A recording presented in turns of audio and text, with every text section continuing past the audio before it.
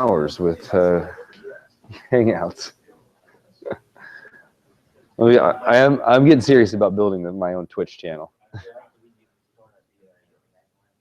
Apparently, there's live coding on Twitch. Oh, really? Mm-hmm. I always thought it was just used for gamers to make fun of other gamers. Yeah, that's what I thought too. Or like people who are like gamers, but really, so they just want to put on like someone else playing. Yeah, what the hell is that? I don't get it. Yeah, and that's why like no video games that are made today are the side-by-side two-player or anything like that. It sucks. I've missed those games. Turok, the dinosaur hunter game. I was a raptor of doom. Yes, I love Turok. But it is like the same thing as the Golden. I think it was just GoldenEye with dinosaurs in it. Yeah.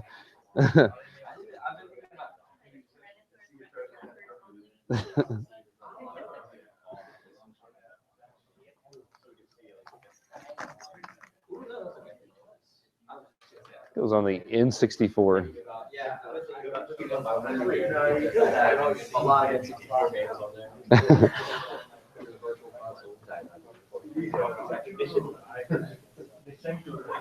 All right, are you on yet? Yeah, I only played like the first one, and then like way long ago in the Wii Land one. Mm-hmm. Yeah. No, but I've heard of it. I saw a video online of someone with the Oculus, and they had built the Legend of Zelda, like the first, like 2 levels or whatever in Oculus. He's like, I'm not gonna lie, this is really nauseating. My cousin who works at Netflix, I just came back from family reunion, and he was there, and we were talking about it, and they have a HoloCube at Netflix. It's an AR device that builds, so like it is able to use positional cameras to build holograms of anything onto what is already there that you can play with and interact. Yeah, they also have the one where you put the headset on, but you can move around like this and everything. He says that one is like not nauseating. It's the Oculus. They have an Oculus as well, but he says that one's really nauseating. They have everything they want at Netflix. Bunch of bastards. Lucky bastards.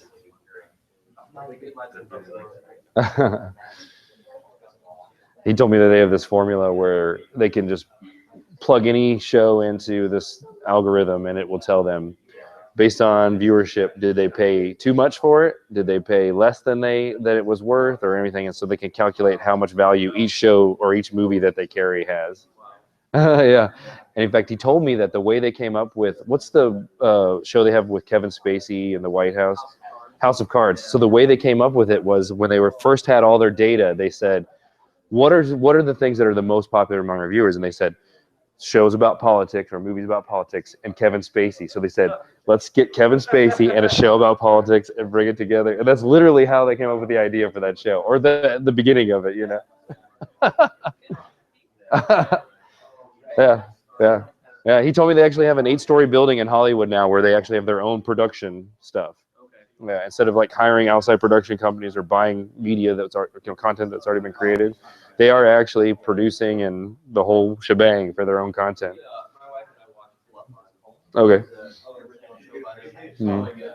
Yeah, a lot of the original shows by them are just content that they purchased from somebody else, you know, like Marco Polo and stuff like that. They don't actually make that. Or if they have an idea for something, then they go out and they get an outside production company to make it, and then yeah.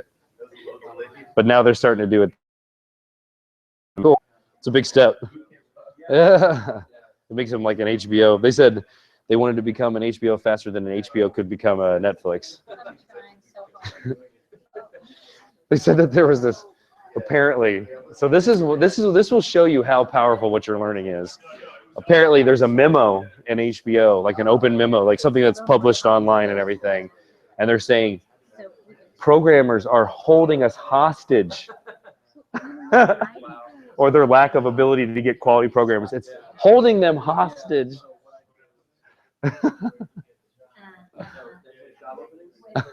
No, this was HBO saying that. Yeah. Netflix is the same way. Every company is the same way. They want more developers, more good developers.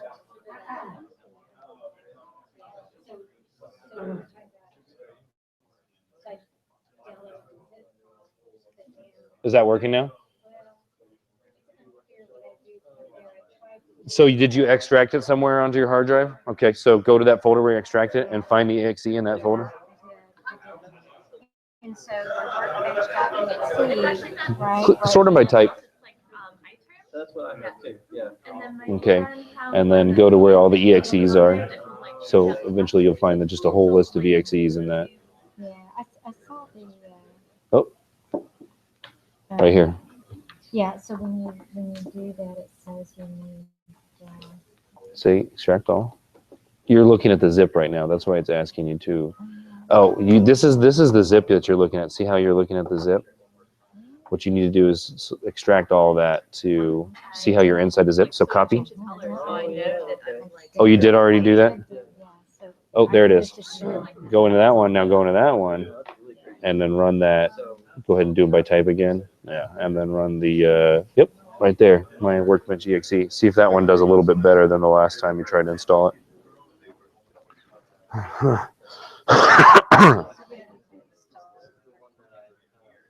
That is the installer. It's just a different version of the installer. So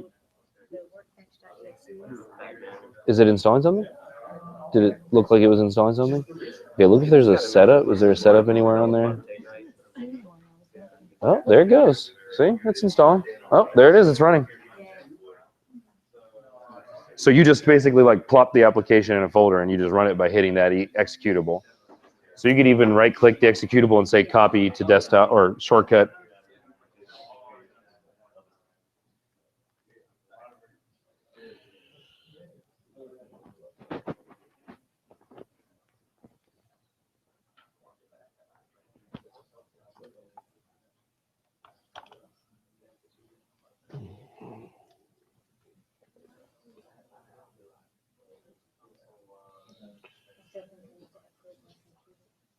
Yeah, you will. You do. No, you do. You definitely need to. And July 27th is the cutoff date. So 29th, right around there. If you don't get it by then you're to all Windows users. That should be known already. Microsoft has been offering its latest operating system for free, but that ends on July 27th or 29th or something like that. So if you have a PC sitting around with some crappy Windows 8 on it, time to kick that into overdrive. Get that Metro out of there. There's still a little Metro. Whoa, there's still a little Metro there, but a lot of it has been removed. The annoying part, at least. 10? Oh, it's Windows 10. Yeah, Windows 10 or 10.1 maybe is what they call it now.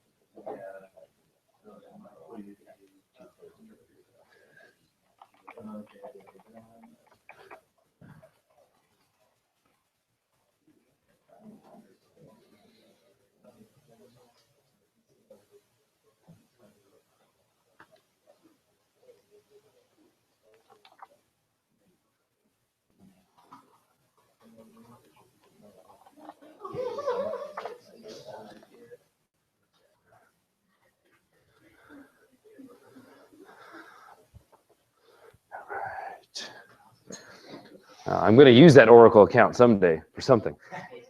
I know I will. Yeah, I took an Oracle class back in the day. Way back in the day.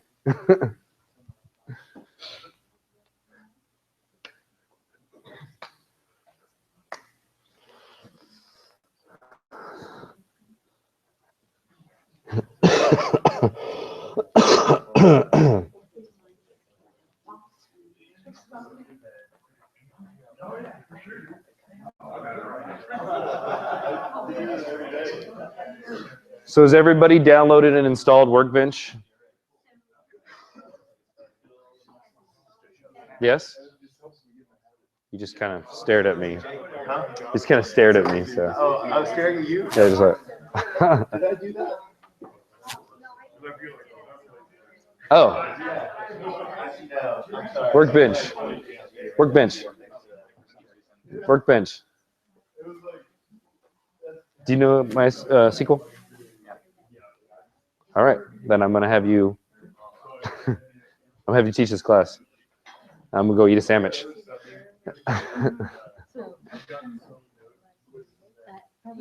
Yes. Is there a specification for this? Well, go ahead and try. What are you on here?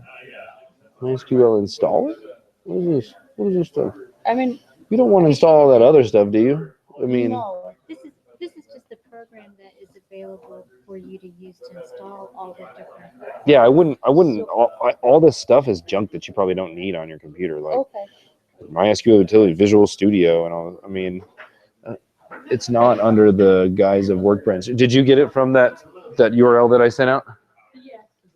Oh, okay. Well, then just run through it. I mean, it probably won't affect you to have that other stuff installed on there. Okay, but she can just select this one to install because we just hit add. So just hit that arrow over there. The Yeah, right so arrow, click put it in on there. MySQL Workbench, the top level one, and then say arrow over.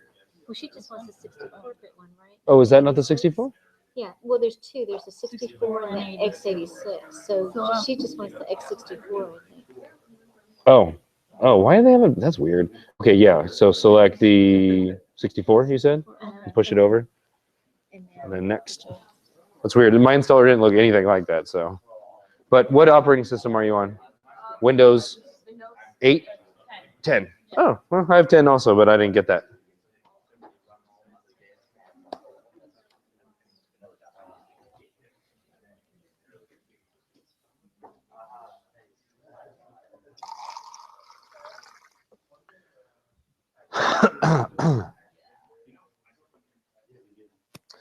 All right. So today is actually officially the middle portion of the class. Did you have something for me? Do I need to mute? No, it doesn't matter. I'm out of class Saturday? Saturday and Monday. Saturday. They're making us cram 2 classes into one. Going to Raleigh. Raleigh. Wow. Is that for one of our competitors? No. Okay. I gotcha. All right. Well, thanks for that interruption, Holly. And let's move on. What? What? Okay, so what we're going to be doing today. Oh, actually, before I start, I want to say this is officially the halfway point. So congratulations. Big deal. Big deal. You're half the way to the knowledge of a CS major with much less of the debt, hopefully. It's like, no, this class compels me to shop compulsively, so I've run up 10,000 extra credit. Okay. What's that? My Nordstrom card. Ah!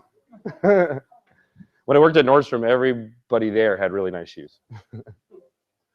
Okay. Okay, so today what we're going to be doing is we're going to be working with MySQL for the first time ever, actually. I think some of you have actually worked with SQL before. Does anybody know SQL at all? A little bit? Hector does, of course. MySQL or SQL is a great technology, okay? But it doesn't function like what we've already been working with. We're not going to be using Sublime to be working with it. We're going to be working with it inside of an application. And in this case, we're going to be using MySQL SQL Workbench, okay? So the first part of class is just when it sounds like everybody has it installed already, and it sounds like nobody is experiencing any further errors. But if you are, let us know like right away so that we can start working with you and get that tool, or if that tool just refuses to install for you, then some other reasonable tool that's similar to it, okay? So let us know about that as soon as possible if you're having issues. Okay, so like I said, extremely useful and powerful, but it's a relational database, okay? And so it is fairly new technology to us. Now, they think that you guys are going to have a hard time with this class, but I think this class is actually going to be really easy for everybody, and we're all going to come out of here with a deep understanding of relational databases and what that even means, okay? Or at least a start to that. So then today's objectives are to have MySQL Workbench installed and running on everyone's computer, and to create a localhost connection to MySQL, to the MySQL server, and have everyone successfully connect to it, and then to successfully create, use, and populate a MySQL database with data, so filling in that data into the database, and then to successfully create, populate, and select data from that table, and modify, update, things like that. Okay, so we're going to be running through a little bit of understanding of how SQL is formed as far as a language. Okay, it's kind of a it is SQL. Does anyone know what SQL stands for? Right off the top of the head, Chase? Structured query language.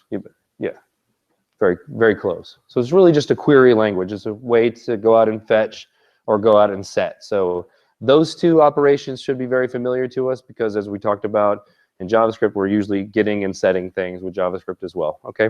And then, of course, some of our verbs that we talked about very briefly as far as HTTP verbs like post and get will also kind of translate over into CRUD stuff like create, update, read, destroy, okay? Okay? All right, so as I said, everyone's made it halfway through. You are all becoming true full stack developers, but to really get to the full stack, you have to work with the databases, and that's what we're going to kind of introduce today. And we did have a little bit of database stuff when we worked with Firebase as well. Okay, so I wanted to, as we said, SQL, it's often called SQL. Now, there's several versions of SQL. There's the really big expensive one, MySQL, okay? Costs millions of dollars to have. And then there's this free open source kind of bastard nephew of MySQL called MySQL, okay? And that's what we're going to be working with, of course, because we love open source technologies. When we store data with SQL, it's stored in a table, okay? And when I say a table, I'm talking about Excel, right? And everybody is familiar with Excel, or at least what a spreadsheet looks like. So that's the beauty of understanding relational databases, is that although it's a little different, it's very easy to conceptually visualize what it would look like if it was turned into a physical form. So if I'm going to open up Excel real quick, and we're going to talk real simply about how these relational databases function. So let's do a new one. Like, there we go. Okay, so here would be an example of one of the tables. Now, a relational database is just a series of tables that are related to each other, hence the name relational database, okay? And what we could say is that each column that we see here, A, B, C, D, is like a field within that database. Name, age, location, right? No, I'm not going there. Okay, so as I was saying, those are fields that go across. Each row, so columns are fields, each row could be considered a new record that's been added to that database. So Frank, Bob, Billy, Joe, Bob, Bill, shit for brains, right? Boom, boom, boom. They're going to be listed out, and each one's got the little column listing what its value for that particular field is. Okay, so very simple to wrap our head around, and we're going to go back to the idea of it being a table later. We'll actually see our data in tabular. Why did they turn off my subscription? I hate this. I really don't like desktop applications as a service. It's very annoying. I like software as a service usually, but not the Office. Okay. All right, so let's go ahead and spend, we may not even actually have to spend any time on this. Is there anybody who does not have MySQL Workbench set up and installed and opened, was successfully able to open it? Yes. So I'm getting this error that I don't need to do anything.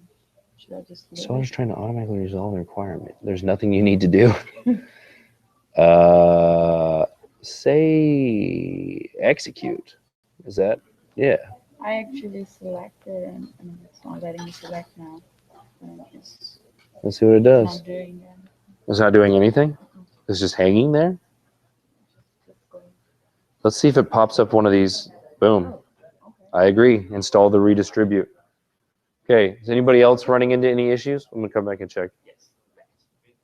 No? Don't be shy now. Well, there's a room full of SQL whisperers here. If we can, if we've installed and can open MySQL Workbench. Okay, you got it? Okay, cool. Yes, that one. And then what you're going to do is go ahead and scroll down. And is this this is a Mac, right? Okay, so scroll back up. We're just looking for the download. Huh? Did you follow? Yeah, you're gonna download now. I think you. Oh, Can. this one. Oh wait, yeah, yep. Scroll down and go ahead and choose your operating system, Mac OS X. I think that's you, and then download. Okay, and then go ahead and well, I don't think you have to sign up. Scroll down. Oh, no thanks. I got to read the fine print and then download it. Run the executable installer, and then make sure it opens up. Okay, so we're going to spend about 5 minutes to resolve a couple of these conflicts. Does anybody else have a conflict? And I'm seeing this screen, everything's good to go. That's it. That is it. You're a SQL commander already. Yes. Earlier you said they believe that we would have problems with class. Who's they? The powers that be. Thanks for that incredibly descriptive comment. The small silent minority.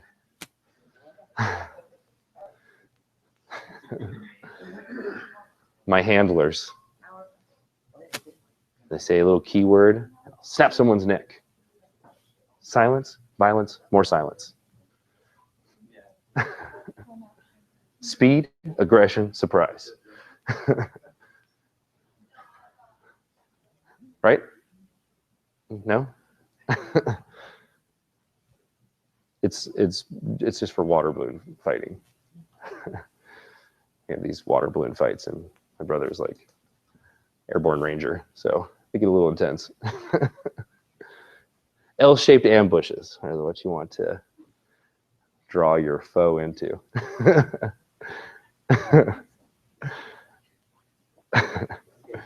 Yeah, it's just a family reunion thing. We have a lot of people in my family, so we pick sides and then attack each other with water balloons at some point. It is, it's fun. Except when people started freezing them.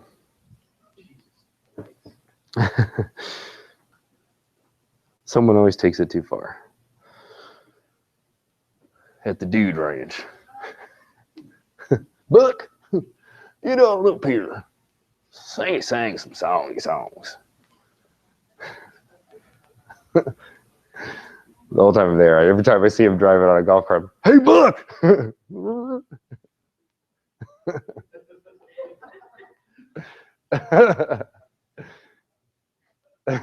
His name's Buck. He's a singing cowboy. That's all you need to know about the story. He sang them songs. Okay, how's that going? It's going good? Yeah. Singing songs. Yep, nice. Okay, cool. I think with that, everybody has it pretty well set up, and we can get started. Okay, so we don't have a server that we're going to be connecting to, so we're going to set up something called a local host connection. All that means is that we're kind of simulating the server environment on our local machine, okay? And this kind of connection will allow us to create locally stored data on our computers as if it was an actual server, like it was a HostGator account or whatever it may be. This is a pretty good alternative to the opposite of what it may be, which is spending huge amounts of money. These database servers have to have lots of processors. Amazon Web Services, you know, just a simple EC2 and an RC, a relational database server, RDC, a relational database connection, just those two things running with a fairly, heavy site that's simple but still, has some traffic or whatever, it's like at least $500 a month. So it's expensive stuff. So this is a better alternative. We can practice on this instead of spending all that money to have some practice environment on Amazon, right? All right, so we're gonna go ahead and open up our Workbench. I think everyone has it open. And I will.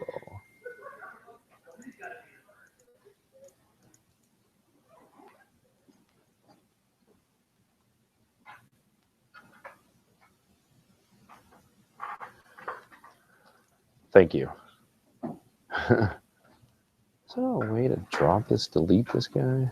Let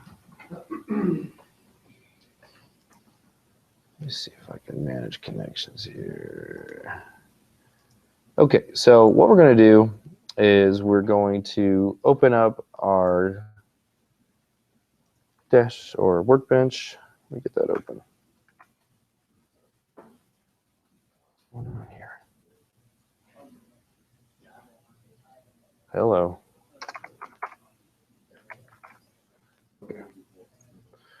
What it does is it brings us into this kind of opening screen. If it'll ever open here for me.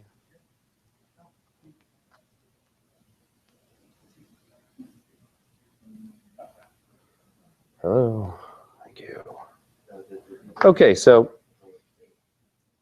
once it opens, we're given a screen that looks something like this. Now, of course, I've already created some of these local instances, but we're going to create a new one, okay? And so, oops, actually, I didn't mean to go with that one. Okay, so if I wanted to create a new one, I could say File. I'm sorry, I could go and hit this plus right here to create a new connection. And go ahead and just watch. You don't have to really follow along on this one. It will be up to. Do they want you to follow along? Nope. Just go ahead and watch while I'm doing this, and I'll try to explain as we're going along. So I've opened up a new connection, and I can give that a name.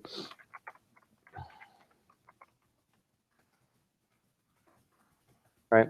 And then what I'm going to do is I'm going to go ahead and leave it as a standard TCP/IP connection. For the host, I'm going to put localhost. And I'm just going to go ahead and remove the port number. Now, it will probably default back to that 3306, but it's not as important in this state. What you have to do next is you have to enter a user, okay? Now, this can be just left to the default root, and, of course, a password. Now, what we would do is we would just say store in vault to initiate that password setting. And I'm going to go ahead and leave it blank so there's no password. And this is obviously a really terrible idea to do on a server, okay?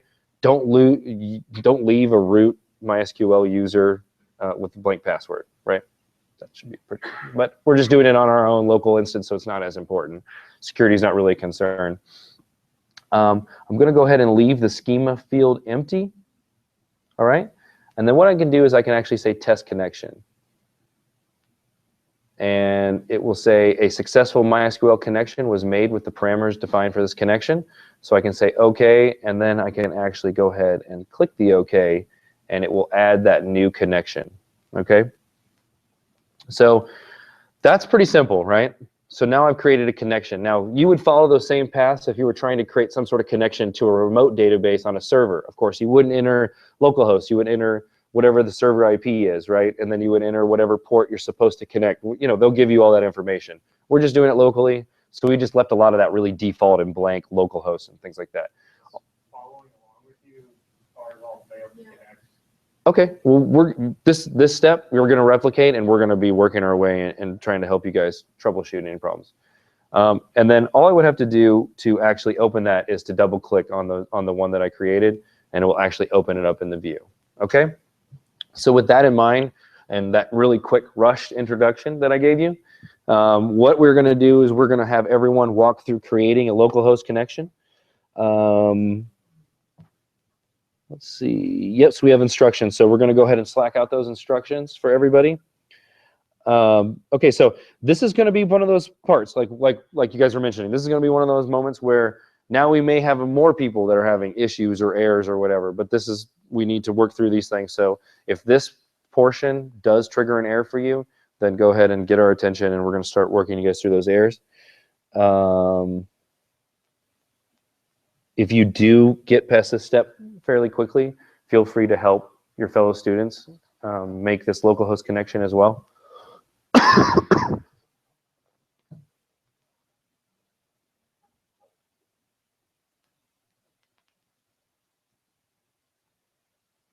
Okay, cool. So we'll go ahead and start that. All right, you guys getting the same error?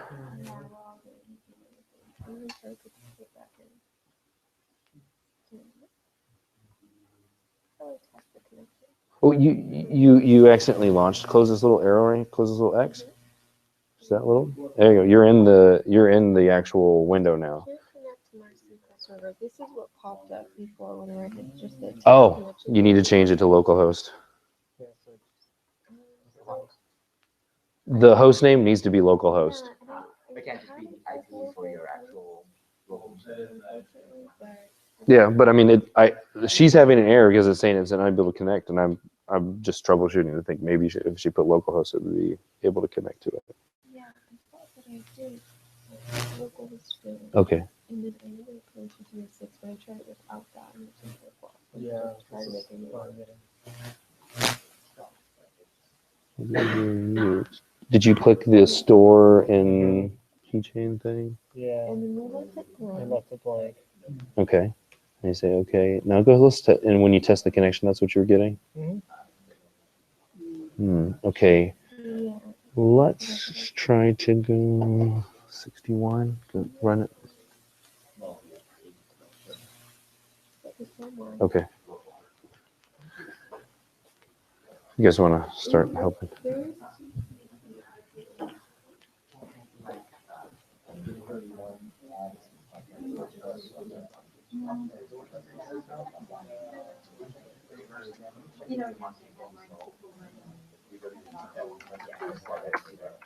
Are you having connection problems?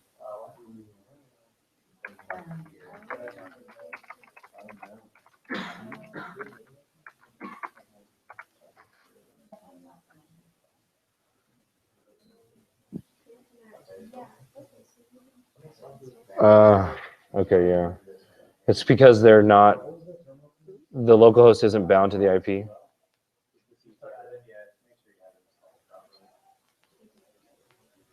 Hey Rob, are you seeing that it's a problem with binding the IP? Yeah. Because I saw it's system error 61 is what they're.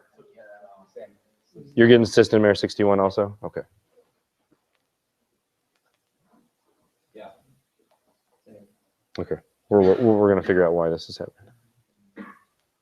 And I already have localhost stuff set up on my computer, so it may be smoother on mine. So this may just be something that we need to just add to the steps that we talked about.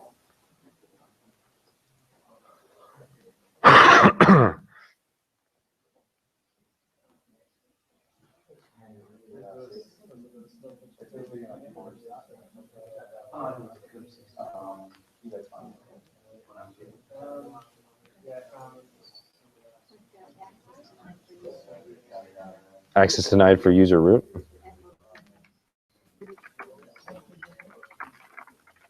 $33. What does that have to run?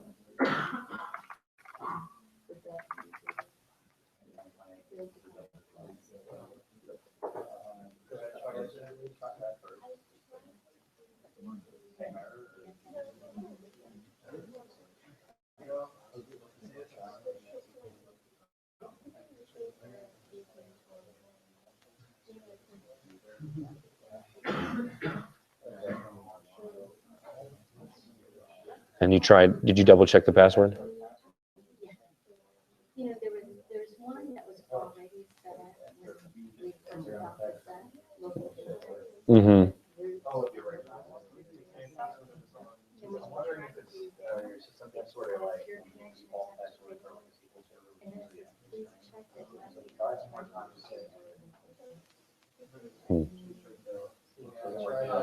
I mean, your installation is kind of questionable to me anyway because of how we set it up. So let me just double check that we did it correctly.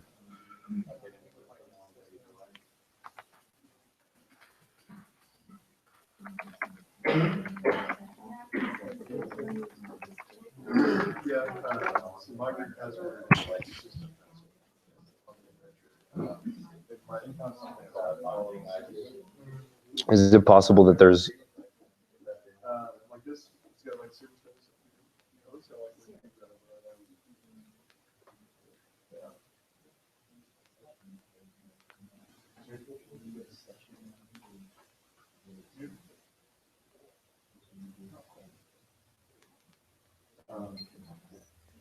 Did you put in localhost in your house for like 127.0?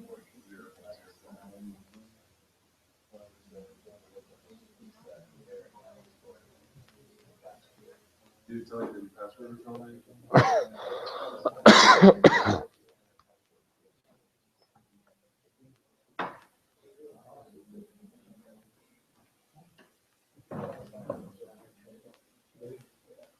Yeah, we installed that zip correctly.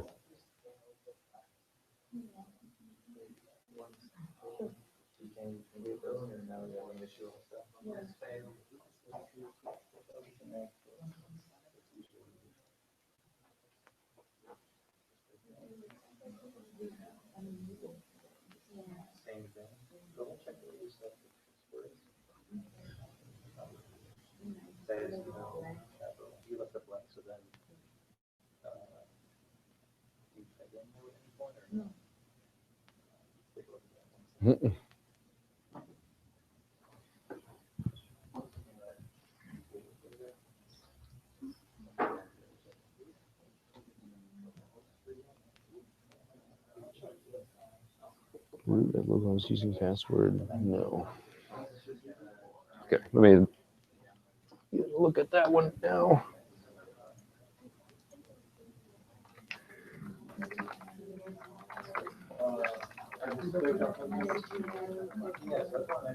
Hey, everyone, you have to have your SQL server running in order to make sure that that's running. When you launch Workbench, doesn't it launch the server?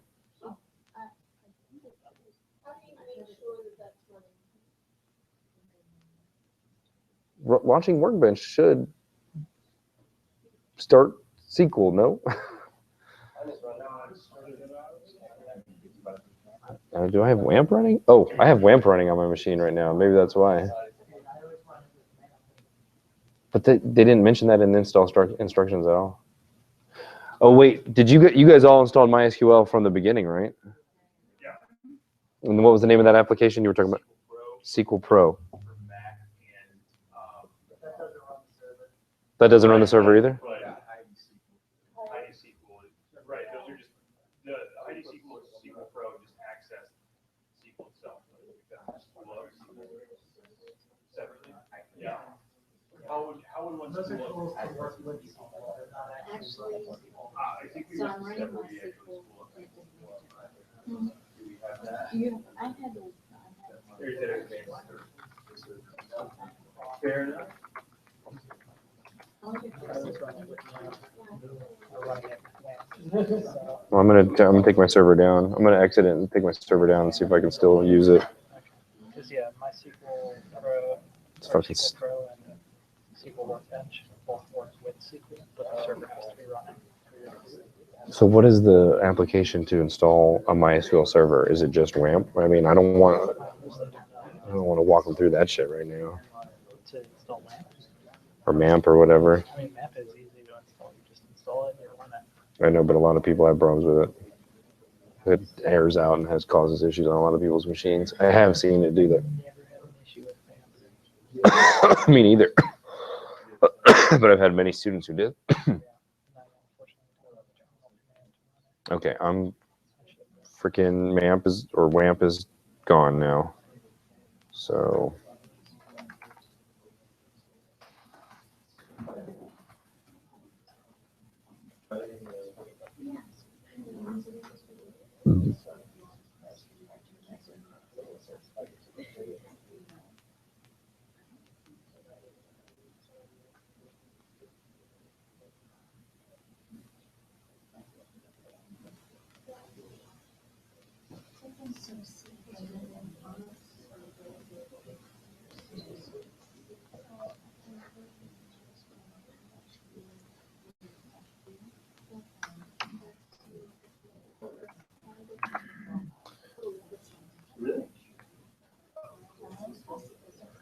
Who has a working remote connection right now? Oh.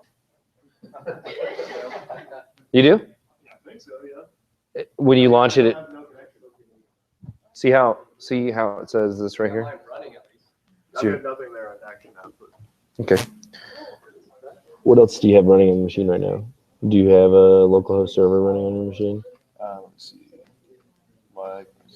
Like MAMP? Or, this is a Mac or No, PC? it's just a Windows. WAMP? Let's see if I can bring that back up. I don't even know how to get it. There we go. No, I just had a MySQL server installed from the very beginning. Okay, click back into it, and then let's look at shit, where's the server status windowy thing? Yeah. MySQL community server. MySQL community server.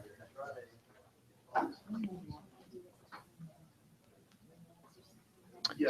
Well, I don't think that matters. What I did do, like right before I did this, was go back into the MySQL installer, repair that instance, and then go back. I was having trouble getting. Yeah, I was having trouble getting Workbench installed because my Python is the way. So you had used Python to create a local host before? No, at least not to my knowledge. Okay. I just went to the pre-work and stuff there, but I haven't opened it since that very first time. Yeah, I think I know. That is definitely the problem, is that they've left a step out for you guys.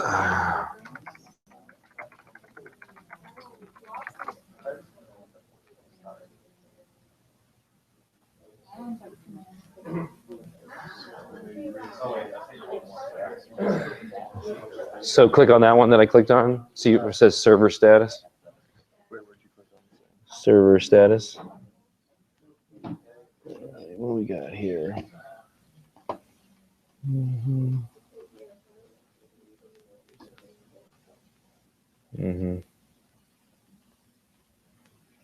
Yeah, we'll have that MySQL Community Manager server running. 5.7 and mine is 5.0. I'm thinking that WAMP will probably install that.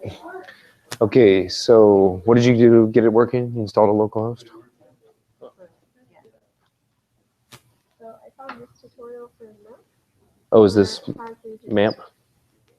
Maybe. Okay. It's the wrong one.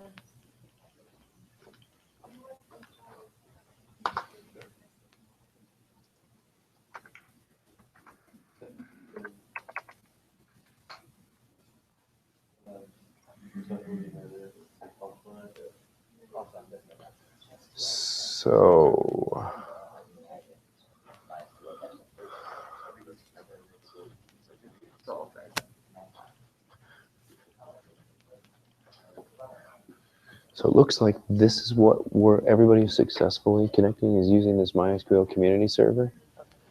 It looks like what we were talking about is probably true in that WAMP installed a version for me because I have 5.0, and then he did something more recently. He has 5.7 on there.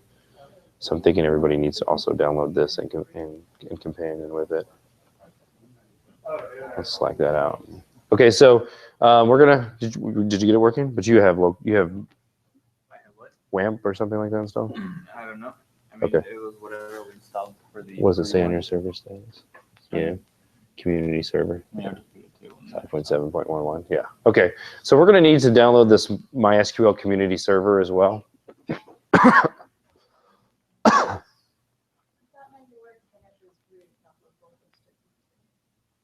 Yes, the username, the server host name is localhost, but the username can be whatever you want.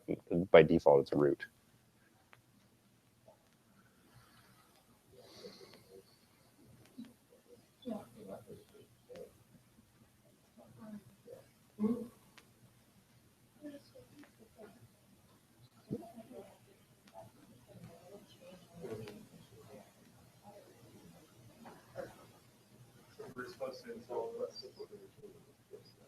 I think that will get it working.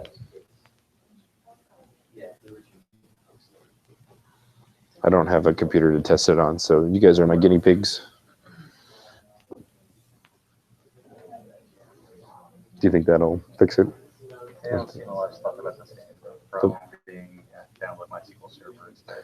Yeah, because in the directions, I think I pointed them to the individual product workbench, and it looks like there's like all the SQL you can handle download that like installs it all. So we got 4 options for install. Which of those? Here, I've got a tar, a compressed tar archive, and Yes. archive. don't you usually on a Mac? Don't you usually download tarballs? You've used your DMGs, then whatever the executable is for you, then I mean, I know that you can run a tarball on almost any machine. Yeah.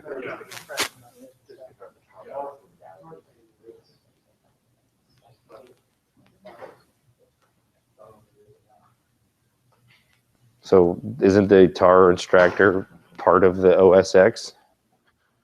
Sorry, PC land over here. We have zips.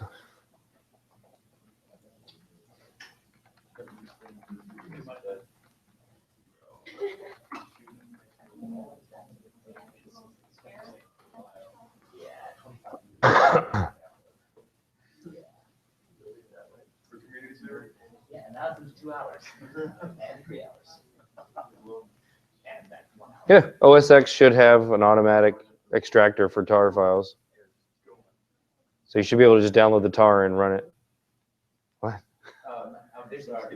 Just like staring at me. I mean, I know I'm teaching a class and everything. I don't know if I like that anymore. This tar file that once was downloaded, it's looking like 337 megabytes. Okay, so not everyone is supposed to download that. Some people are downloading an MSI with PCs. That thing is that file size combined by this many users onto the single channel means they're going to be stuck downloading that for next. I think we'll be okay. That would just mean we got 15 minutes on 8 times, so we should find something. Yeah, otherwise we can't do it. Yeah. Yeah, it should. If you already have MAMP installed, you shouldn't have any errors. Is MAMP running right now? It is running right now, so I go to preferences and I set up, 80 and 3306. Sorry, 3306, right? Because that's what. But you're not managing. You're not going to manage SQL through what MAMP does. So like. Oh, okay. Oh, you have to start it separately on MAMP. Do you start the SQL and the other one separately? They both start the same. Okay. Apache and SQL start at the same time. At the same time, yeah. Basically, if that little box is filled in, it started. Oh, okay. Yeah, and it is right. So you're running. Okay. Yeah, and when you double click on your local, it opens. Close this. Oh, you're not connected. Yeah. Did you try connecting to like 3206 or whatever? Yeah. Yeah, no, that with MAMP, it's actually 8889. So go back to my my defaults on that. Yeah. It just With WAMP, when I put WAMP on it, it's like the first thing I put, so it didn't have a port number at all.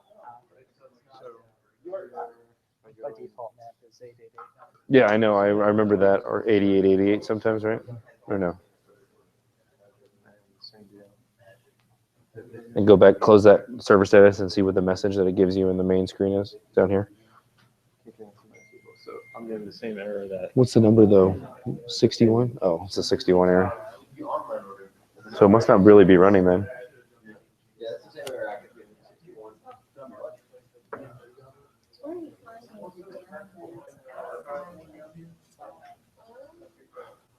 Like every time I go to find it, it says download and install. And then you see zip underneath it. That would be the one you want to go for. So you want to get the 64-bit one. So this, Scroll down below that and say no thanks. And it's asking you to save that zip somewhere. So save it to your computer. And it'll start downloading it. okay, so that's the installer. So For the SQL server or the MySQL server.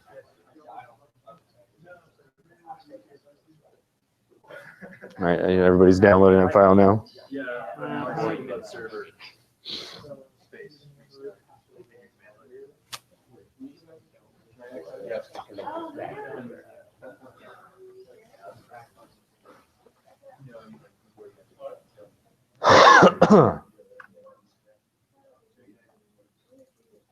Yeah. Yeah, functional.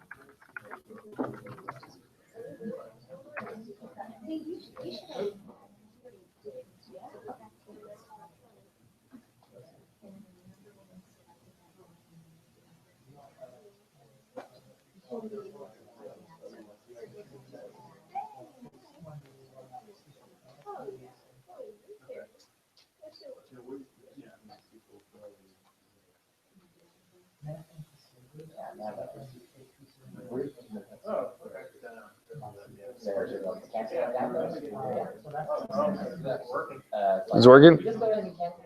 What was it that you changed?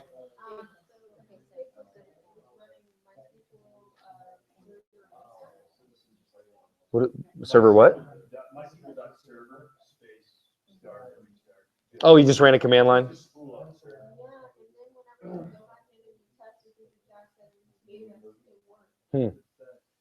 Can you Slack the command that you did and you did that in the terminal, right? Okay. Okay. It sounds like it's just restarting the server, right? Works now?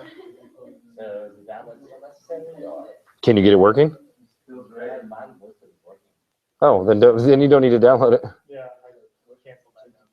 Yeah, if it shows that it's working, then you're good. It sounds like you just need to restart, or some people need to restart SQL. Is it working for you? In the back.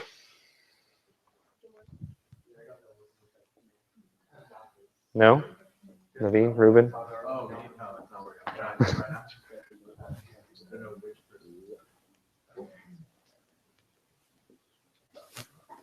All right, so maybe they were right. You will have problems because they've left a step out. All right, so you guys are. Yeah. When you try to run that command line. I know, I'm fine. Okay. I had a class last semester on this, and I wasn't able to work. It wasn't able to work all year. They weren't able to get it working all year? I was not able to get it. What? My root password was something different. Yeah. I couldn't find it. Oh, because you already had a root password, yeah. Yeah. And I you. was seeing that class where they couldn't use SQL. Well, and and that's all I needed. there is a way in the terminal to like completely blow away the root I user. tried doing that today. Mm-hmm. Yeah, but you got it working. Yeah, it's working. And that pisses me off. Yep.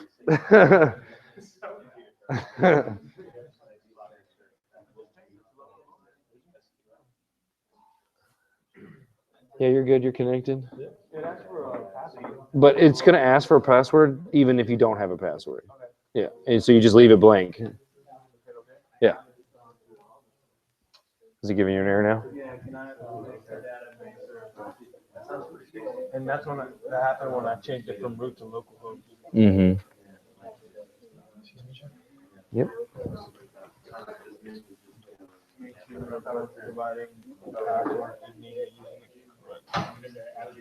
Okay, so when we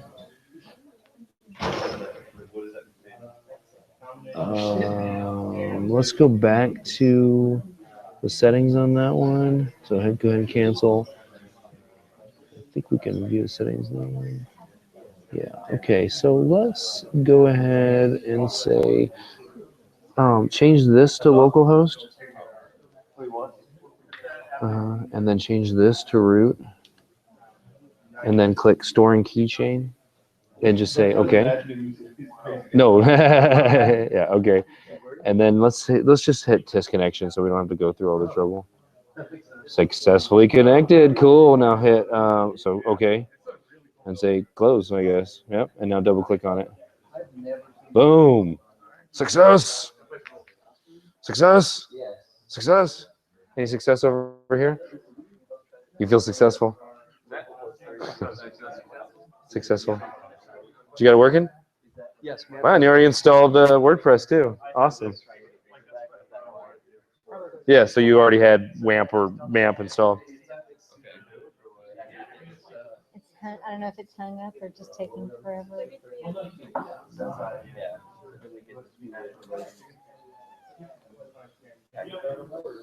And this is you try to double click on it to open it. Let's go ahead and say cancel on this. Or, well, how long has it been running like this? A while? 2 minutes? All right, let's go say cancel. And let's close it out. Let's close it out and reopen it. Just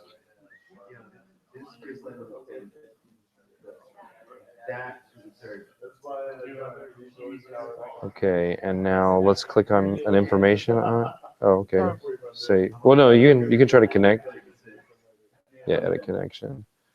And then you did click the store and vault, right? Mm-hmm. Okay, let's go ahead and that's fine. Say okay. So I'll click test connection. So then I did this.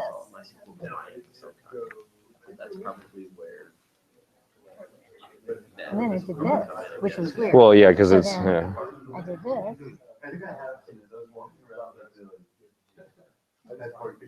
Mhm. And, it was still, and then I just like crazy just started. Okay. Let's click on it. Let's click in the settings again. Add a connection. Yeah. And let's go ahead and click the store and vault again one more time. Say okay. Say okay. And now say test connection. It shouldn't ask us to. Still asking for some reason. Where's my, so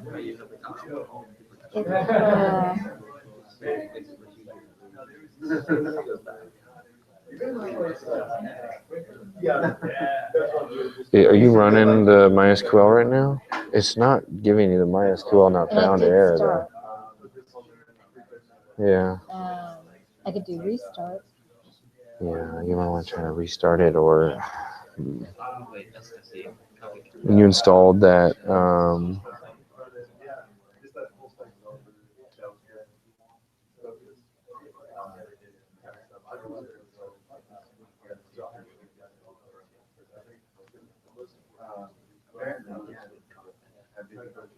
Doesn't look like it's running any of those commands.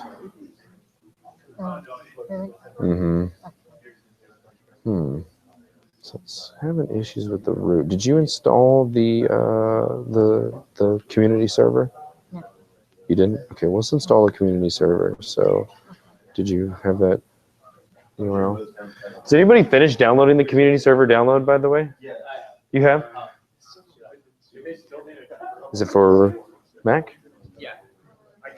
Not any use for Luis. If anybody had it and anybody else needed it, it would probably be faster to just kind of like, I could give you a little jump drive or something. Do we all still need it? What's the benefit of It is. Well, some people don't have an actual MySQL server for some reason. And it seems like maybe there's a step missing from the pre-work where you would have installed MySQL server. And so the component that runs that is called MySQL Community Server. I might have just directed you just to the Workbench file instead of directing you to like the overarching, here's all the MySQL stuff that you need to get up and running. I just sent you the Workbench one. And so I ran through it on my own like a couple days ago, and I was like, oh, it works fine. But not realizing, yeah, I've long ago, I installed MySQL. I was actually just thinking this as class started because you were listening to install it. I went over a while ago, slacked out installation, compilation instructions. I went, would it be beneficial to put just a list of everything that everyone will need on the new run the server as well as the command for each thing to verify it's been installed? That would be useful. User survey. Yeah.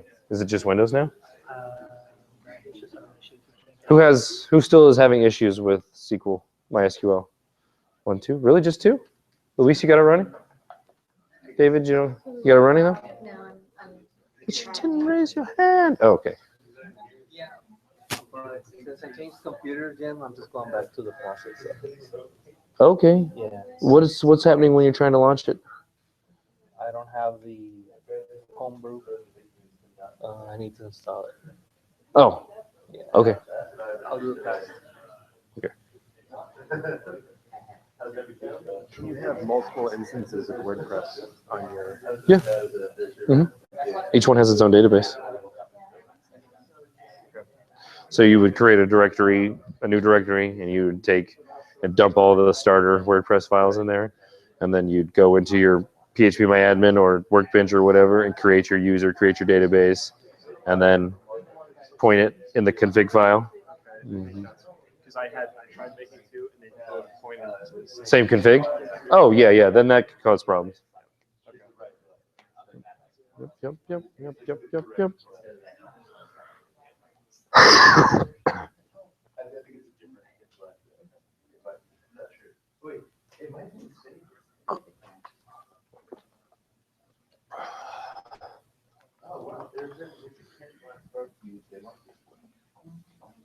They all look like that. Sorry, I'm from Lockhart. Very passionate about barbecue. Did you say you're from Lockhart? Yeah. Wow, that is a barbecue town. Yeah, it's gotta have like some. So what's your favorite? What's your favorite? I'm telling you. So you're gonna go to Smitty's and you're gonna get some sausage. That is the only thing you're gonna get from Smitty's. Okay. You're gonna go to Crites, you're gonna get a pork chop, some beans. Beans have brisket, really good. You're gonna go to you're gonna go to Blacks, you're gonna get brisket. They're both having that That's same where you issue. get brisket. And you're gonna go to Chisholm Trail and get napkins. Which computer? Which one in the back are we talking about here? Ruben? That's Who? Right. Oh. I'm not. Blue shirt or black shirt? Oh yeah, Ruben. I haven't done that either. Two of what? Ruben. Same answer. He's having issues still? I thought I just was over there and he connected. I thought I did. I really have low threshold for caring about MySQL. Yeah, let's do it. You can. All right. So where are we at? Downloading? No. This is very important. We want to have everyone here so we can all make it together. And you're still having issues connecting to it? Yeah. Okay, let's take a When look. I have the SQL open, it's installed. Open. So how do you say that? The server is open. Okay, and where's Workbench? Okay, let's close it out. We'll go ahead and close all this stuff. Close it out. Close this up. Close the application. Let's restart it. Okay.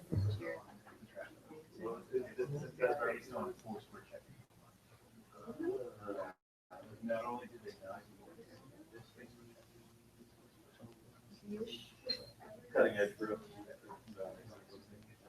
Stop you guys. Yeah.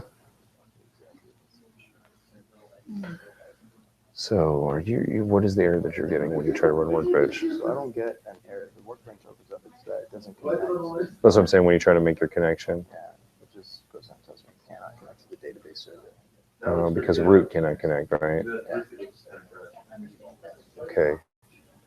Let's go to your configuration. So say close to that and right click on one of those database connection, the one you're trying to do, and say edit connection. Okay. Let's take a look at this. So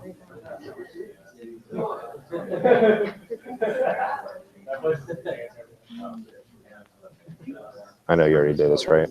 You already did this, right? Oh yeah.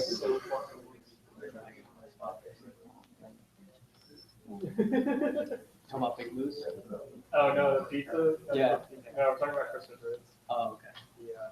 How big's the bird? So you're getting that access denied. So you may have to do something with your root user. Actually, let me see here real quick. Hey. All right.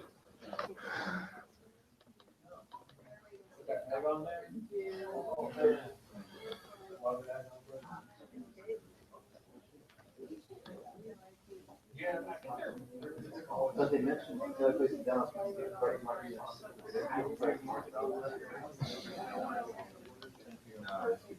I'm like upset.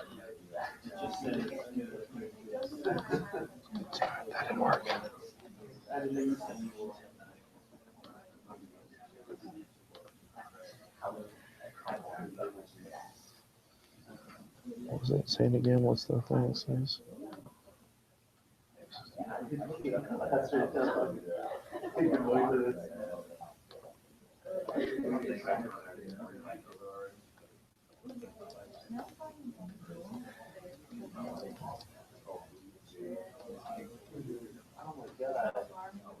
That's absurd.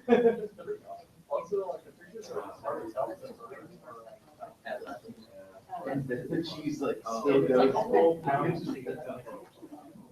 my god.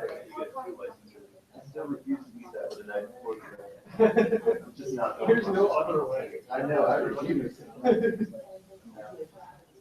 have to wear like when it's over.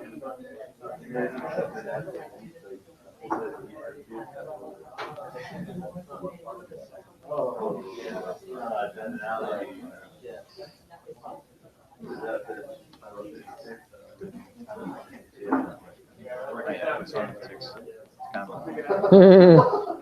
Don't you want to set up Cortana?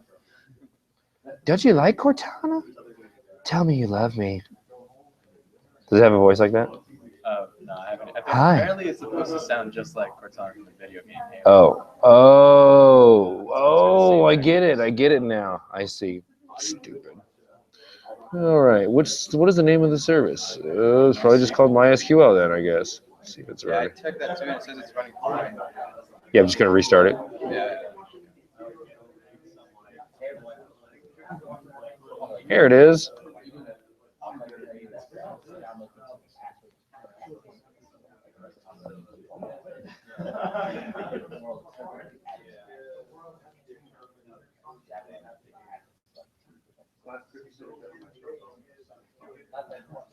Right.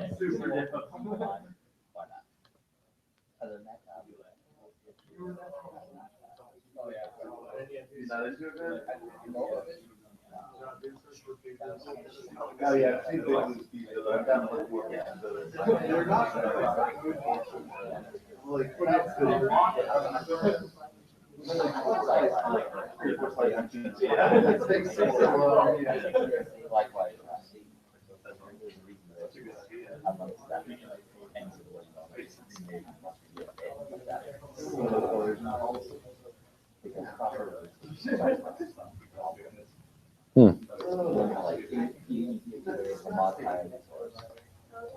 That did not work. Yeah, I figured the only thing that I didn't know how to check was that third part to make sure that the roots had The root password is not set to something already. or not the password. It was rather that it had permission to access. So what I was trying to do. All right. Let's just go ahead and follow these steps through then.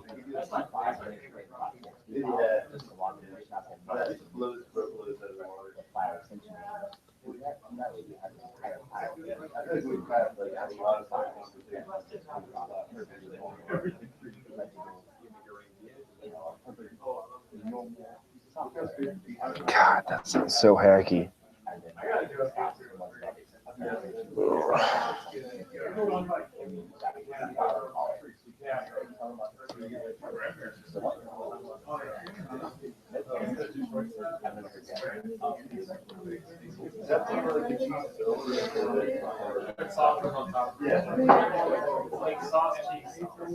You're going to be my experiment to see if this fixes the problem.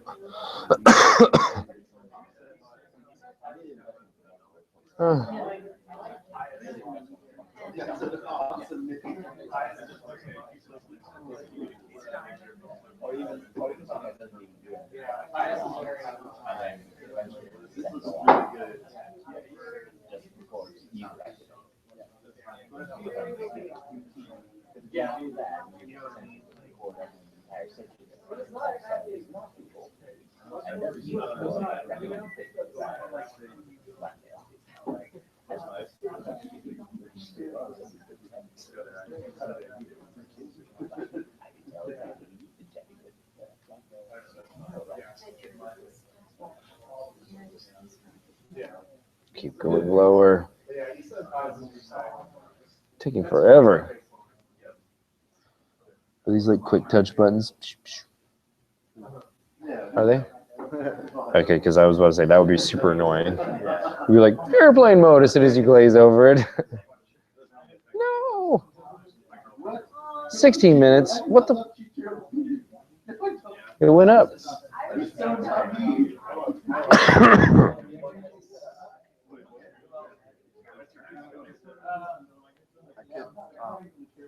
Go ahead and start.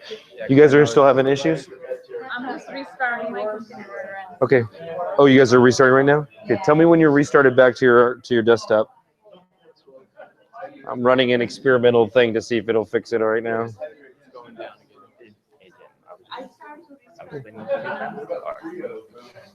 Don't worry, man. There's plenty of time. Also, the new guy in the back, is he?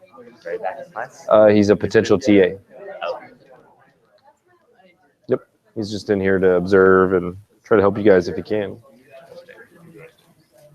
Yeah, we're about to move on. Don't worry. I just want to see if this will work. And it's just taking forever to download this thing. Ah, yeah, it did. Oh, okay. I think I have seen. So SQL, no. SQL. Yeah. That looks terrible. Oh my God, that's.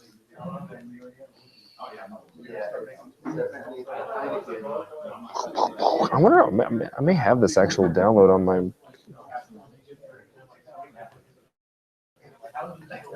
I may actually have this already.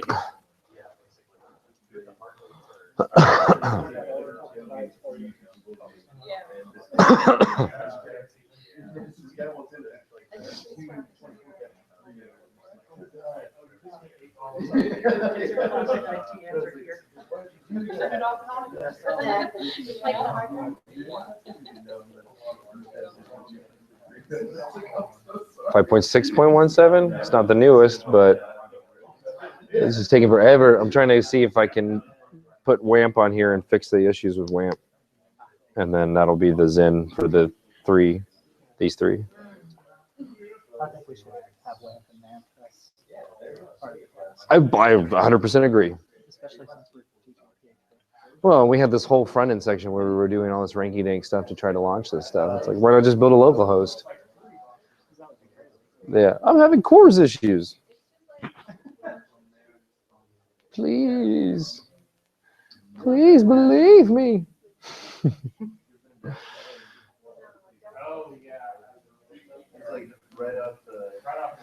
Sang them songs. Get on up here, Buck.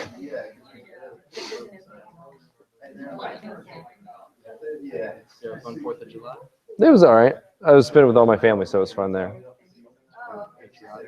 No. I mean, yes, I did. But there was quite a fireworks thing. Oh, they shot fireworks at the bats. So we do this right at sunset. We'll have a great mix of two forces come together. Da da da da da da. Psh, psh, psh. Bat bat bat. Yes. Huh? We are trying to fix a handful of errors right now. Don't worry. The curriculum has this kind of stuff built into it. It is, at this point, it's just Windows. Sorry. So I'm a Windows person too, and I have WAMP installed, so I'm hoping that I'm testing to see if installing WAMP will fix everything.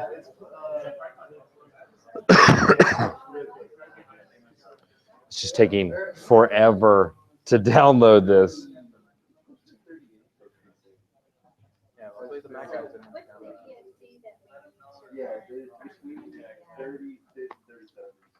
If you want to start downloading WAMP, you can go ahead and get the download started.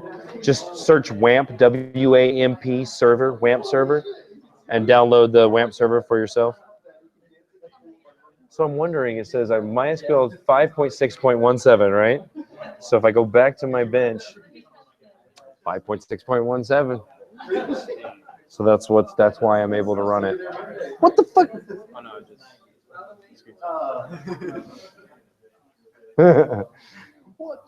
Yes. Yeah.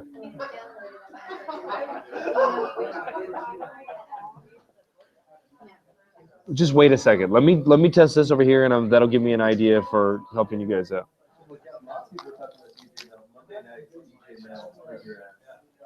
Oh yeah, tomorrow's my birthday. 36, man. I'm old enough that I got to get up there and sing some songity songs. But get on up here. Get Buck a guitar. Somebody. Like, come on, guys. You do this at least twice a week. Don't try to act like it's just some spontaneous thing. Fake cowboys are the worst kind of cowboys. The worst kind of what? Fake cowboys are the worst cowboys. The way that Michael has that duck on his arm just looks like a nicotine patch. Yeah. I swore that's what it was. They get a quick glimpse. Yeah. It's like an extra colorful nicotine patch. Yes, WAMP server 3.0. So Rob, I was looking at my server information that it gives me when I look at it through Workbench, and then I went and looked at the version of WAMP that I installed, and the MySQL matches perfectly. So that has to be the reason why I didn't have any issues with this. Oh, it's 5.6.17. storm right there, and they use that one. No, it just happened that I think I directed them towards just the Workbench install. I think I probably should have directed them towards the whole SQL package, because I'm assuming that's what this is doing when right to the tool. I know. So it wasn't I'm saying in following the instructions that were given to me, I just ran through them like 2 days ago, and everything worked fine. So I was like, no errors. Yeah. So I was like, what's wrong? I'm like, oh, I don't have MySQL installed on my computer. That's my first problem. download is taking forever. It's the place to do it. You know, track IP. Please turn off your BitTorrent clients. You can get the latest Blink-182 album on your own time. You notice how they were really popular for a while, and then all the people that liked them grew up. I mean, I still listen to the old stuff.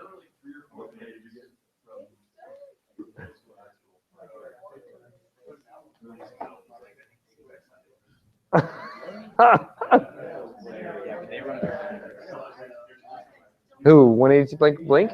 Oh, take about yeah. Blink, I mean, at least they're consistent as much as they're good. Well, have you ever heard of the transplants? The transplants are basically like Blink and Rancid smashed together into a band. They fucking rock. So it's like Tim Armstrong. They're bad? I saw them live. They were great. I'm a huge fan of Rancid, and Operation Ivy and UK Subs and all the different bands that they've been. They're good live too, despite Tim's mush mouth singing. Come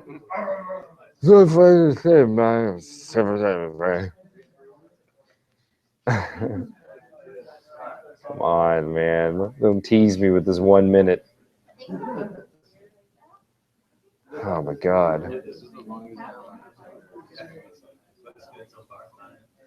It's killing me. Opening in 1 minute. It's going to say less than a minute here in a second. It's really going slow if it gives you the less than minute. Oh, 2 minutes.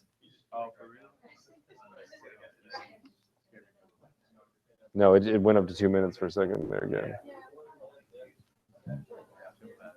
No, that's cool, man. This is why they said that this would be a brutal.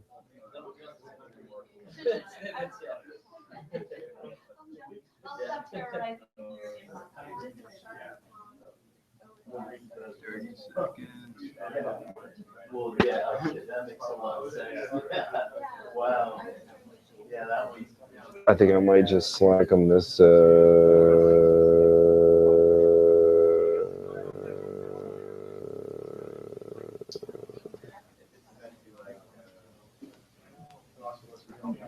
God, I don't want to leave that class. Not with how this one's going down. Oh, Holly, thanks a lot. Okay, it's gonna open now. We're gonna install this thing.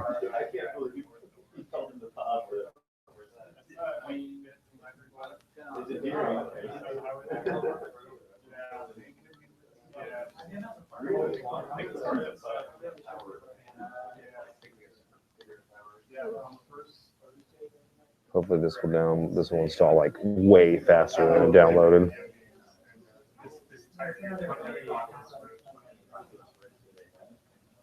They usually have like 4 set up and use yeah, but like it's free to get in. They like it's getting like on the gigantic screen.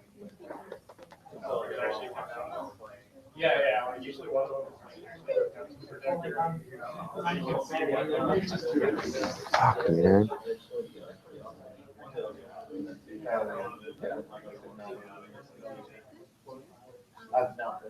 Oh my God.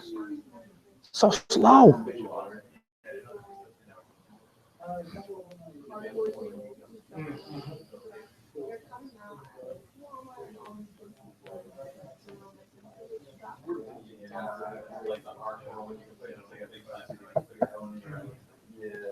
So it said 10 to 30 minutes for this. Do you think we've used 30 minutes yet? I think we might have gone a little over 30 minutes. Not much though, I don't think. Time goes really slow, or appears to go really slowly when you're troubleshooting these kind of things.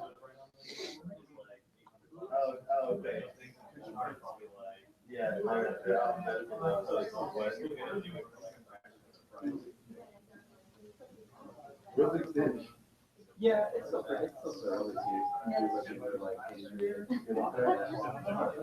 no, this is like More errors?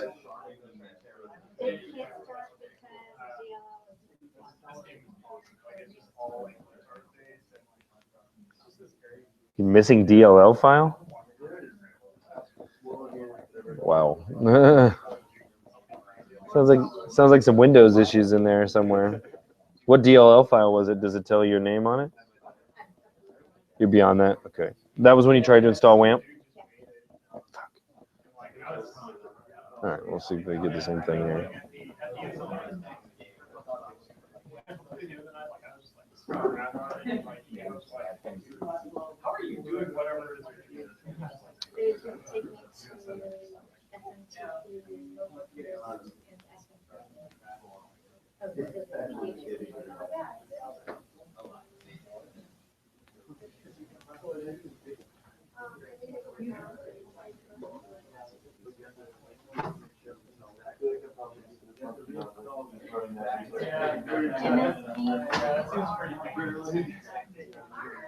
Your service file? Yikes! Whoa!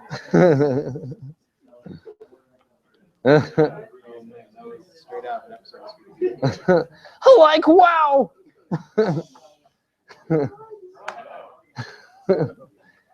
Spot on.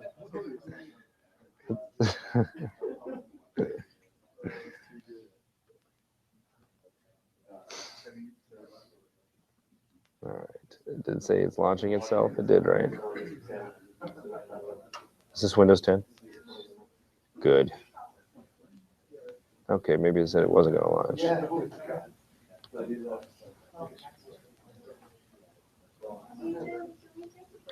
Yep, you can. We can start a break now. Oh, yeah, look, there it's running. Okay, so WAMP is running now. Let's close this and reopen. Cry freedom.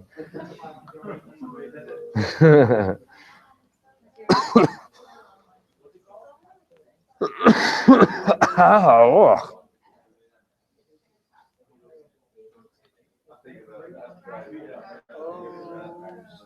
Let me just double check. All right. Okay, so you tried installing WAMP and it didn't work, right, Luis? Correct. Well, that worked for Ruben, so Apexa. Yeah. Yeah, I'm half the way for You're half the way in the download? Okay. Yeah. Get the download, run the install. All Everybody else is working, right? Everyone, all you Mac people with your non-problematic machines. I think upgrading to Windows might be something that you should put on your to-do list.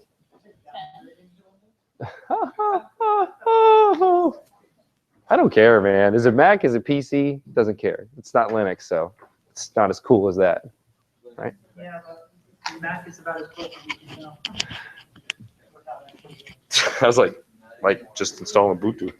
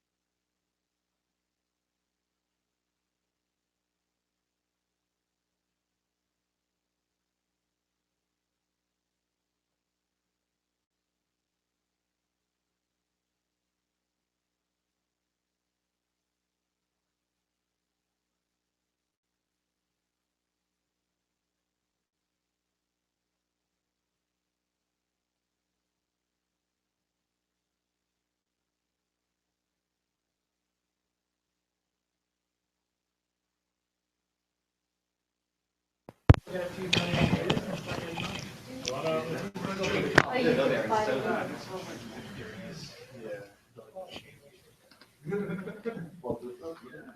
dokie. Now that we've almost all created this local database connection, the next thing to do is to talk about these connections versus the databases, okay? So what we just created was a connection to the localhost, okay? So that is inside this SQL editor, and what we have when we're done, is that a database that we've created when we're done?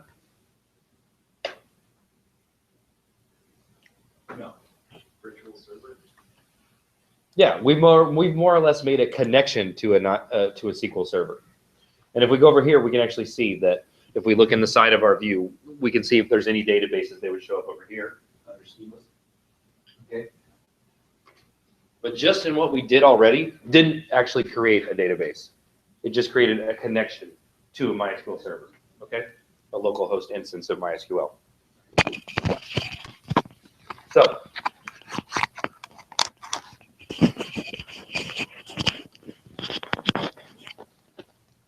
if we look over at the schema side, and you can see this area right here is what I'm talking about when I say schema. We can see that there are a few databases in this one that I have, but most of yours should be more or less empty. Is that correct? Okay. This is where databases would appear if you connected to an external server. So as soon as you made that connection to the external server, it would list all the databases over under schemas in this workbench setup. Okay. Just because you connect to a server doesn't mean that there's a database on that server. So that's basically what it's very important to understand. We made a connection, doesn't necessarily mean there's a database out there yet, but we can create that, okay? So the connection just leads to an empty lot. We have to populate that area. We have to lay the foundation, create a database, then we have to add the house, the tables and everything, okay? And so that's what we're gonna do now. So I'm gonna create a new database, and I'm going to be writing SQL queries into this area, this query 1 section that we see right here, okay? So this is my general like terminal. This would be the replacement for my terminal window, the replacement for my bash window when I'm working with the MySQL technology, all right? So SQL queries, it is a very, as it said, structured query language, so it has a particular structure, and we're going to slowly step into it today, okay? So first thing I'm going to do is I'm going to create a new database.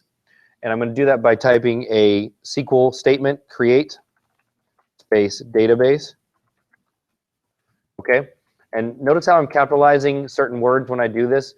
I don't think that that's exact, that you have to do that. It's just usual standard convention is to capitalize these key words like create and database. But then I have to give it a name. I'm going to call it animals DB2 and end it with a semicolon. Once I've written out a complete statement or several statements, if the case may be, I can run those statements by just clicking the lightning bolt thing here. And there it goes. And it says, create database animals DB2. All right. Now, if I go over here to my schema window where my databases show up, and I roll through here, I see this other one that I created earlier, this animals DB, but I don't see that animals DB2. But I do have this little refresh icon right here. And as soon as I refresh, then I can see my new database right there. Okay. And what I've done in there is create just an empty database. Basically like opening up a blank Excel or blank access database or whatever. Okay. Then I could enter some more lines. Like I could start creating a table inside of this. I could say create table and then say something like people. Okay. But whoops, I have to make sure it knows that I want to use DB2. The first thing I have to do is actually say use animal DB2. Okay. So then the next line that it runs will know which database I'm talking about. Create table people, and then I can start to add these columns or fields like I was talking about. So first thing I want to say is name, and that's going to be a varchar. Anybody want to guess what varchar stands for? right up there. I just didn't realize that it pops up and gives you the answer. That's nice. Okay, and then I'm going to create a 30 character varchar. I don't know if I really agree with that. Some names are quite longer than 30. Not null. Afterwards, verifies that it will not create a new record unless that field is supplied. Okay, and we'll see how nulls work in databases. I'm going to say comma because I'm going to add another one. Has underscore pet, another column that I'm adding. This one is going to be a Boolean and not null also. Now, this Boolean should be nothing new to you guys. We are familiar with Boolean. Let me go ahead and start this on a new line here so we can see them all. Okay. Then we need to have a pet name, and we'll make that a varchar as well, 30 characters as well. And that one can be null because if pet was false, then there would be no name, right? Name would be null. So we're going to leave that one as allowing it to be null. And then pet underscore age, and that I'm going to set to integer. And I'm going to put 10 in there. So can anybody explain to me what that 10 signifies? Or guess what that 10 signifies? The base, that it's base 10? Yeah. No. Max. Good guess. Max what? Max age, max value. Max value, so what would that mean? A max value of 10, 1 through 10 is all the values that it accepts? What do we know about integers and how they're counted? Think about index when we're talking about arrays. Starts at 0. And then what do you think this 10 represents? Does it represent, it can be any number from 0 to 10? 10 characters, right? So it could be a 10 character long integer string, valid integer string, okay, is all that that means. Actually, what it really means is it can be an 11 character long integer string because we have one extra character for that 0 spot, okay? The string doesn't work that way. The variable character 30 is an actual 30 character string, not a 31 character string. It's just integer that works that way, okay? So if I run this SQL statement by hitting the lightning bolt, it will give me this information here, create table, and it gives me all this stuff, and it gives me the little green arrow so I know that things are hunky-dory, but I can always double check that, okay? I can always double check that by going into the database, hitting refresh, going in and expanding out that database, and it has a very small area here. There we go. And then see tables here, and then there's my people table. And if I expand columns, there are my 4 fields that I entered in as columns. Okay, so my database already has structure. It has no data in it yet, but it has structure, right? So a couple things to keep in mind. MySQL data is persistent, and therefore it's not deleted or overwritten when identical commands are run, unless we specifically command it to. So we have to specifically write our SQL if we want it to actually delete and replace, right? This means that when we create a database or table with an identical name to one that already exists, it will error out, okay, and say, this table already exists, or this database already exists. What could you do to avoid this error? Okay, so I wanted to run this command again, but it's going to give me an error because that table already exists. How can I run just a part of this code and not all of the code? Or what would be your idea for avoiding that error? Anybody have an idea of how we would avoid that error? It'll say something like, table people already exists if we hit that lightning bolt again. But some of this code may be useful to us. Can you do variables?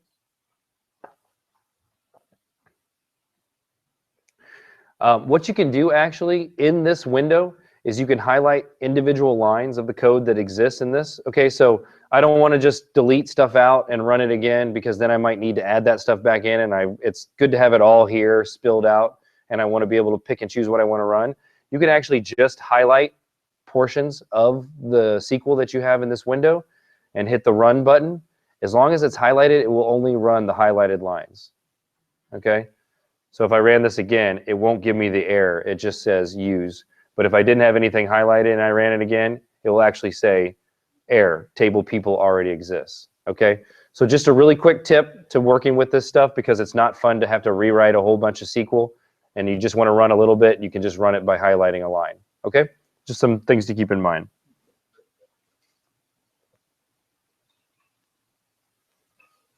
All right, so now what we're going to do is we're going to set up a database for ourselves. So we're going to do this quick little exercise here, creating the favorite DB. And so we're going to go ahead and Slack out those instructions to everybody. And we're going to work through kind of what I just did with this animals DB2.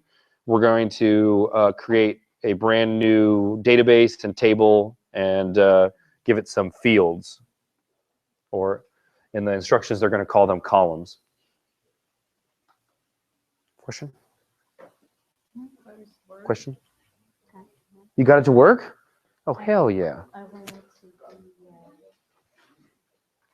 MySQL prompt, and I don't know. You ran some commands or whatever? I did this in here. I don't know if. Oh, interesting. So it launched it from the command line or whatever. And it worked that time. You know what it might have been? It might have been that the instance that you had open at Workbench just needed to be closed and started again in order to get the fresher connection. Is WAMP running on your computer right now? No. Are you sure? Click the little arrow right there. No, it sure isn't. Oh, it's amber. It's trying to run. Right-click that little W there. Or I'm sorry, hover over it again. Like pull off and then hover over. One of two services running. I bet there's one. I bet the one service. It's blended. Amber means that there's some stuff is running, but some stuff isn't.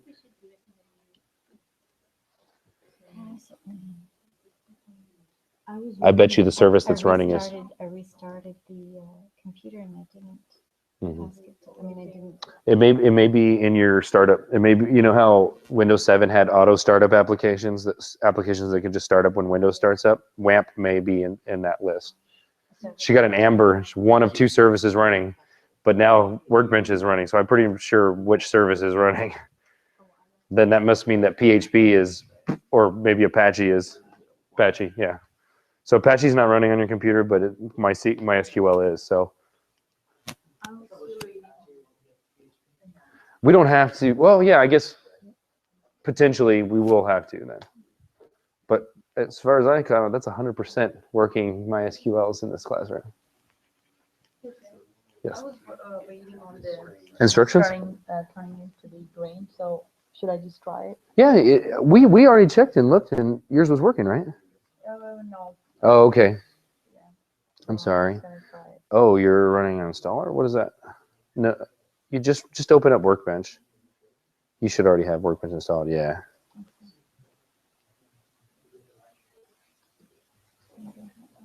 Still having, okay. Go ahead and close that. And close that application. Okay. Right, go hover over the WAMP symbol. What does it say? One of two services. Okay. Should I try that command line? Mm-hmm. The one she did. Yeah, go ahead and try that. Never mind. Thought it was 100%. Not so.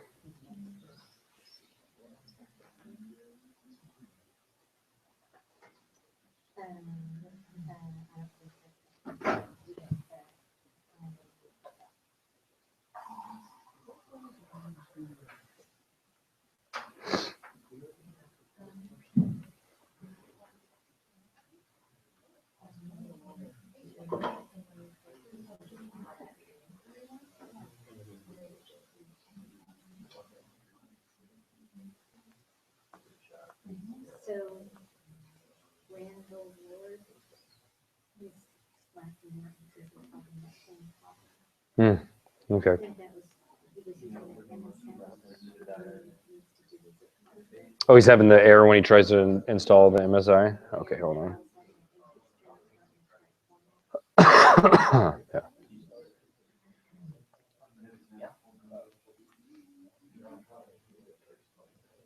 Yeah.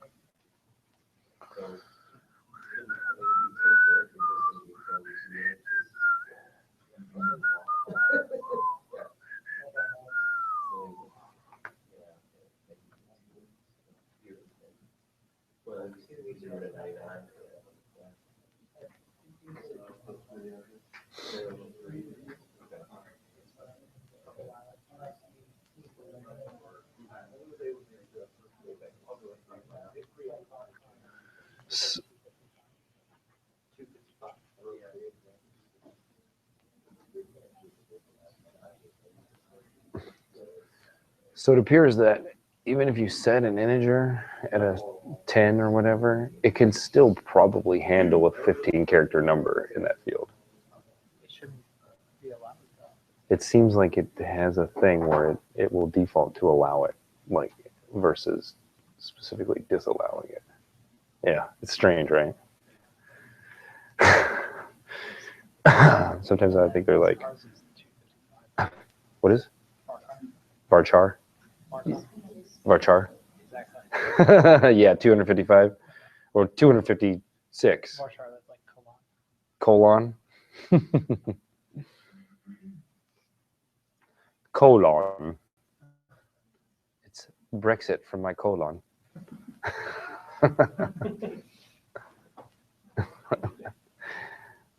Yep, I could write a million of them. Brexit jokes.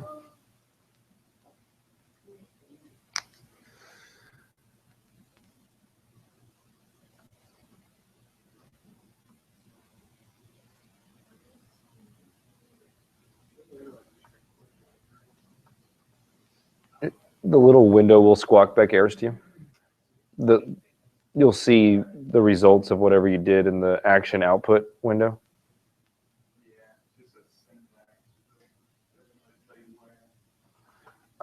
I believe that if you, it should give you a message. Is it just giving you kind of a nondescript message? Yeah, it says syntax error. Check whether it's manual.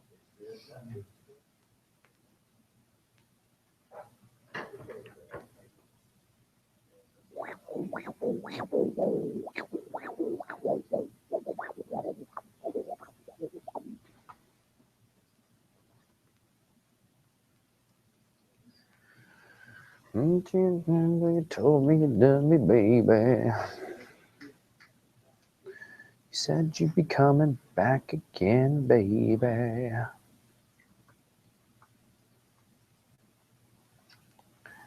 Your guitar.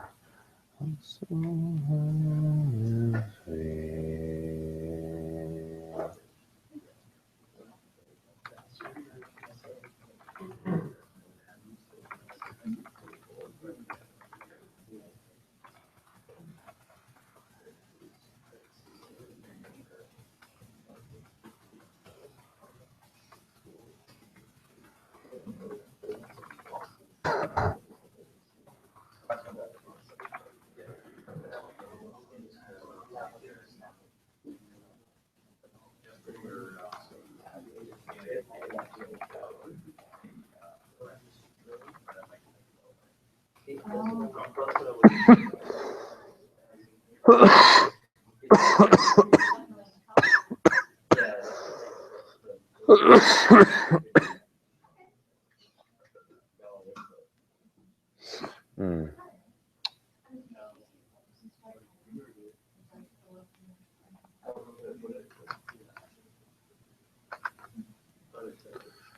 Favorite DB.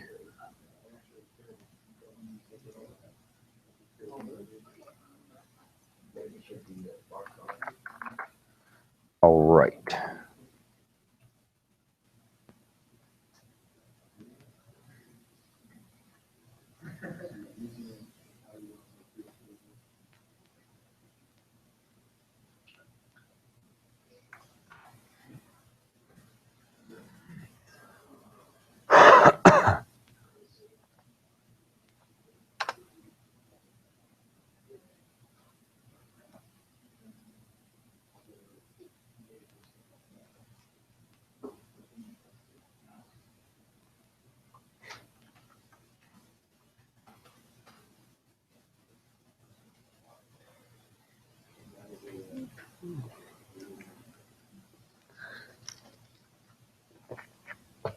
All right. Let's take a quick look. Is everybody pretty much done creating their database? Executed that SQL? Yeah? Yes? All right, let's take a look at how we would do this. All right. Similar to before, what we're using create database, and we're giving it a name, favorite DB. Then we're telling SQL to use that database for the rest of these commands that we're going to write out. First thing we're doing is we're creating a table called favorite foods. We make a string column called food, varchar 50, not null, so it has to exist. And then we're giving it a score, okay? That's a 10 or 11 space integer. Then we're creating another table called favorite songs. It has two fields. One of them is required, and those are song and artist. And then it also has the score integer, okay? So we're seeing that two of these tables have the same field name, right? Okay? It's going to be important later on. Then we're creating another table called create table favorite movies. And that we're giving it an ID, which is an integer, and we're giving this phrase auto increment, okay? So every time a character is entered or a new record is entered, it's going to add a number there that is one increment higher than the last record. Does that make sense to everybody? So what it's doing is it's creating a ID, okay? And that ID is going to be a number, but it's not being given, it's not a number that we're setting or the user setting. It's a number that's auto-generated and auto-incremented. So every time a record is entered, first time the database has been created, first time that record gets entered, it's ID 1. Next record, ID 2. Next record, ID 3. And it'll continue to increment like that, and so that every single record has a unique ID. Okay? Yeah, and I think I was mentioning this to Holly. It appears that even character limitations can be bypassed. Yeah, so it'll probably continue to increment past 11 character spaces and probably still work. Now, if you know it's going to be there, then you might as well just give it more. But yeah, essentially, it should continue to function even if it breaks that parameter. And that's kind of weird, but I guess that's just something that they, yeah, kind of added for people who need extra help. And then it says movie varchar not null, and then we said 5 times, and it's going to create this boolean that defaults to false. Okay, so if the user doesn't give it data, it will automatically give it a false value. Okay. So the only difference there is that if it's not entered, it's not going to get a null. It's going to get a false, right? Okay, so there's a default instead of null. Null is the default of defaults. So if there really is nothing set there and it is allowed to do it, then but it's not provided for that record, then it will always be entered as a null, N-U-L-L. Okay.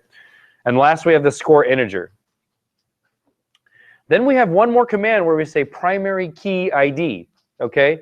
So the primary key, is anybody familiar with this terminology? Basically, a primary key is just the key identifier for that table, okay? So the way relational databases work is that multiple tables have a combined shared relationship between one of their columns, okay? And a lot of times it's ID. So every record has an ID that shows up on every table. So it could be a table about pets, then a table about addresses, and a table about siblings or children or whatever. But all those are linked back to the person who has an ID. And that ID is a unique identifier. Nobody else has that ID. Sure, there could be another Jim McCoy in the database, but mine's ID 75 and he's ID 875 or something like that. So we're not going to delete two records if we go through and just delete Jim McCoy, because we're going to delete by ID, not by the name itself. Okay, so primary key just says this table's indexing value is going to be ID. So when we're looking for stuff, it's going to go right to that ID column and find it based off of that. And it literally is just like going to it, running down until it hits, and reading out the record, and then printing it back to us. Okay, so it's almost just like if you ran your index finger down, and there it is. That's kind of the operation that the computer's doing. Okay, is there any questions about how things like default, primary key, and auto increment work, or why they're there? Is more or less what you need to know now. Is what is their function? What is their purpose? Is there any questions about any of those three things that we just introduced there? Auto increment, primary key, default. You said auto increment is going to make it increment automatically Mhm. each time a record is added. Yep, every time a record is added, it knows what the last number that it used is, and it's going to add one more to it. Is it going to automatically start at 0? I know it's going to start at 1, I believe. Okay. Any other questions?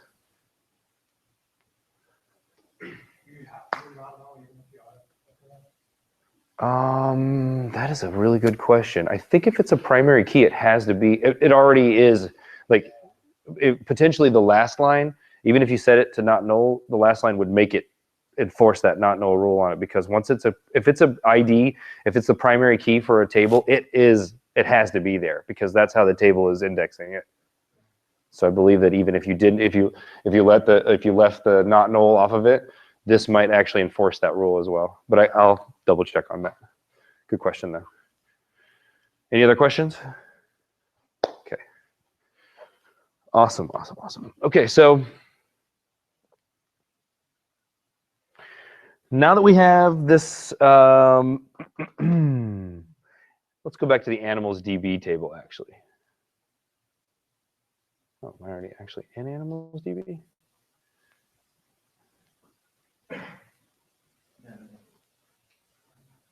Huh. Oh, I didn't run any of this code. That's why. I don't need to.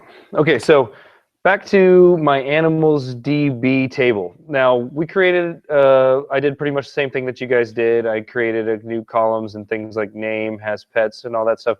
Does this database have any data in it yet? No. Right. Okay. So the answer, of course, like we said, no data has been stored within the server. All we have to do is actually start adding data into the table. So what I can do is I can actually say select, which is actually a very common way that we start our SQL queries. They often start with select. Go ahead. So when you're done, like all that stuff we just wrote, or do we just kind of erase all that once we've created the database? Yeah, you can. And like I said, you can also keep it there on your screen. Now, see how it says query 1? You can actually open multiple windows, okay? So you can actually have multiple things going and you can switch back and forth the windows, but you can also just highlight a portion. If you just wanted to run like one portion of it, you don't want to run all the stuff you've written, just highlight that, then hit the lightning strike arrow or the lightning strike icon, and then that will run just the highlighted lines. Because sometimes it's painful to like just delete stuff because you don't want it to run again, but then you're like, oh, now how did I write that? You know, SQL statements can be a little tough to rewrite over and over again. It gets a little tiring. At the very top left, Jim. Yes. Rather underneath where it says file, you see that little icon? It's like SQL plus. To get a new. It brings up a new tab, but yeah, it's just titled different. It's always asking. Yep. So the reason it's titled here is that this is actually somewhere in a temporary file right now. So it's a blank .sql type file. It may not save it exactly out to .sql right off the bat, but what it's saying is that I can add a bunch of SQL to here, and I can save it somewhere on my computer with whatever name. It'll default right now to SQL file 3, right? So I bet if I look somewhere in my local roaming temporary files, I would see this SQL file 3, an unsaved blob of SQL. Yeah. And you can do the same thing here from query 1. You can always save this, file. I believe there's a way to save a query. I don't really use this application too much. One of these does. Oh. Stored procedure. Yeah. Okay. Back to how we would add data. So what I need to do is I need to be in my animal DB2, and then I can just say select all. And run that.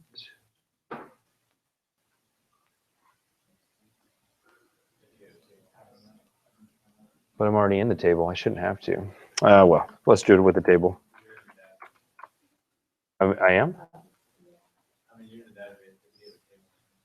Yeah.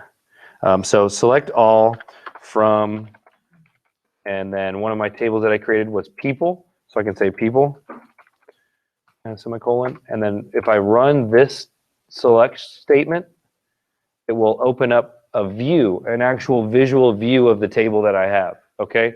So I said select everything from a table named people. But there's nothing in that table yet. And so that proves to me right there that there's no data in the table. Now, if I did have entries, they would be listed out like the visual representation that we're used to in Excel in a table format, okay? So seeing that I have a visual representation, nothing stored in it, I can move back to my editor, okay? And I can use insert and then into people. So insert something into people, and then I need to start to give it the schema. So name, comma, has underscore pet, comma, pet underscore name, comma, pet underscore age. And so I've told it, hey, I'm going to be providing you all of these values. So then I say values.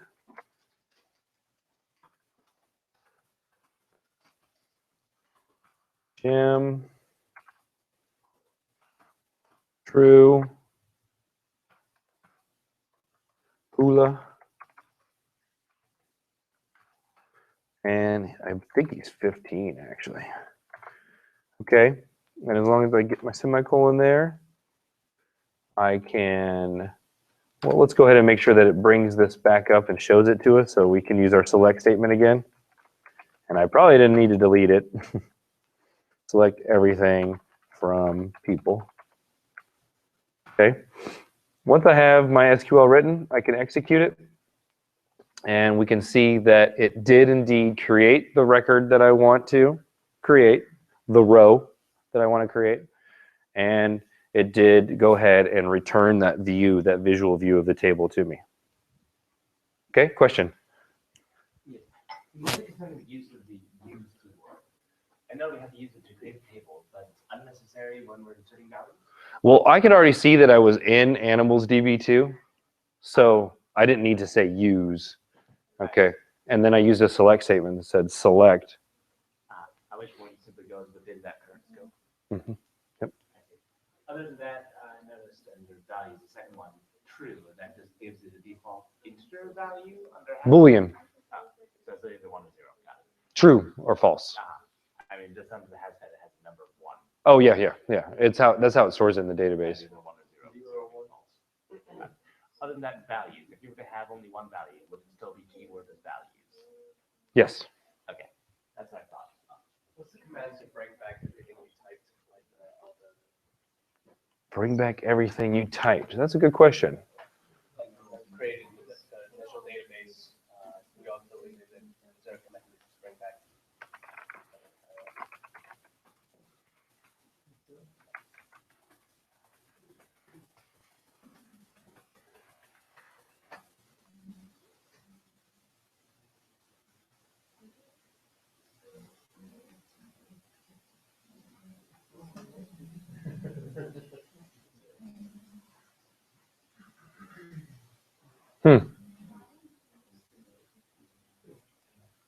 There you go.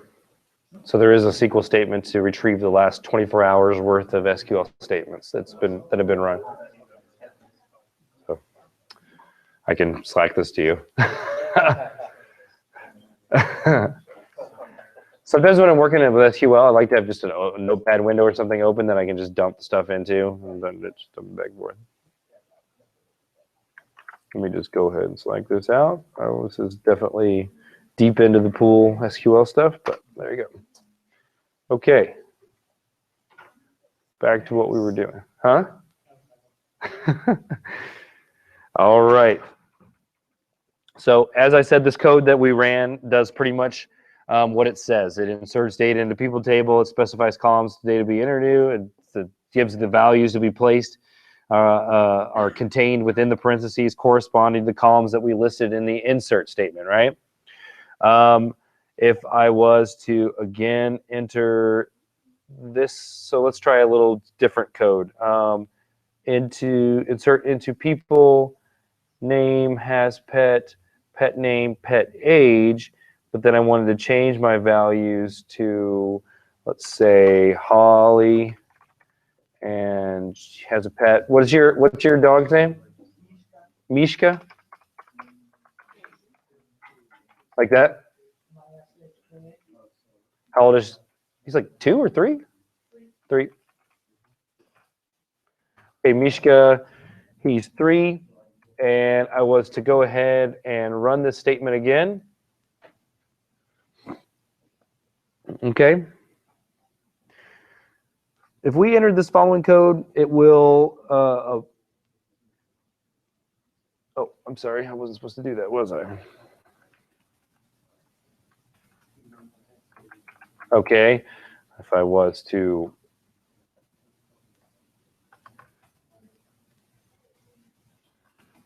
actually just put it above, and now I need to delete this record, I guess. Can't delete them. Anyways, if I was to run this again, same values again, it will still have an issue, right? What issue did it have? It just recreated my record, right?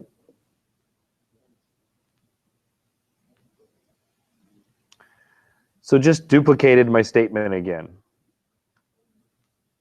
So this just goes to show that unlike there can be identical data stored within a table. So it's important to make sure that you don't run a statement that you've already entered into this window is basically all I'm trying to illustrate here. Okay, because it can have unintended results of adding, even though it added Holly's record, it also added mine when I did this, when I ran both lines. I deleted the other line, but if I just had another insert statement, then that would do that twice. Now let's go ahead and say that I wanted to add another insert statement. People, same thing. But in this instance, I'm just going to say name, comma, has pet. Okay.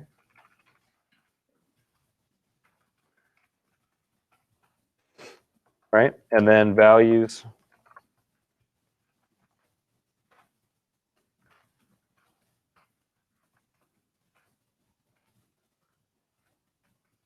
Okay. So if I was to run this code, and I'll just go ahead and remove this statement. So we've already covered that that would duplicate it. If I run this code, oh, whoops, yes, thank you.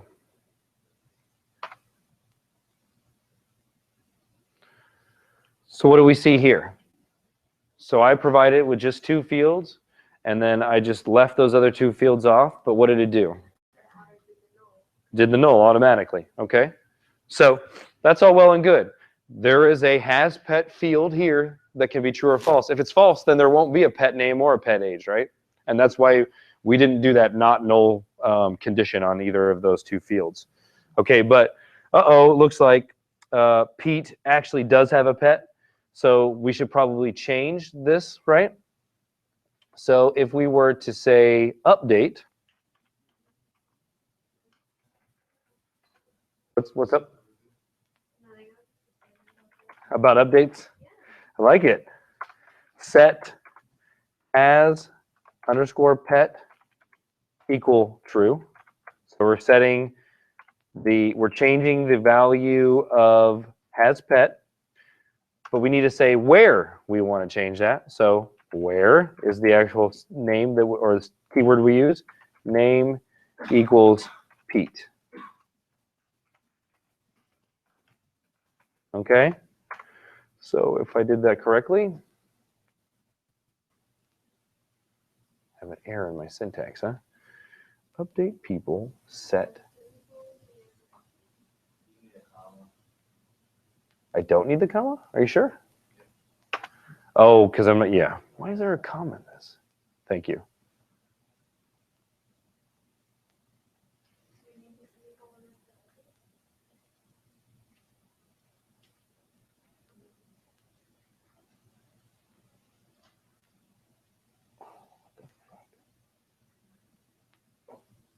Update people set has pet to true where name equals Pete.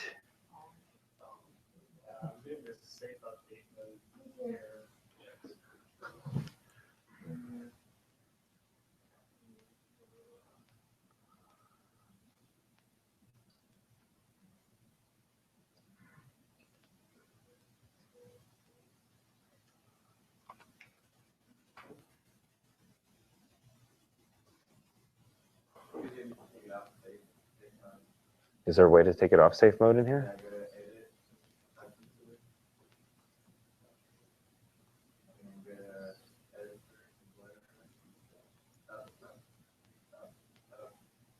Oh, general editors?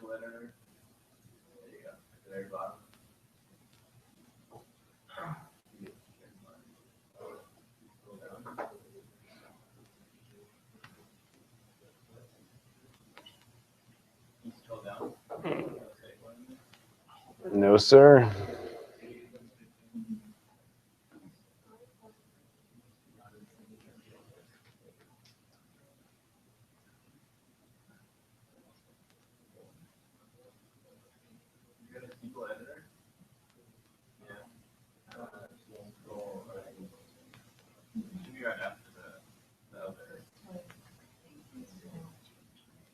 Nope.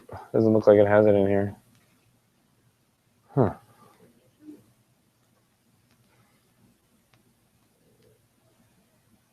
Preferences, SQL editor, and reconnect.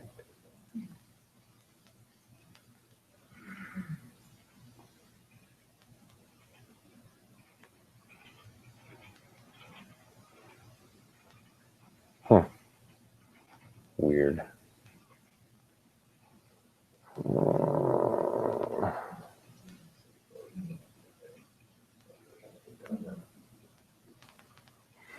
Stupid effing thing. It's under other? Yeah. I don't have another. Nope.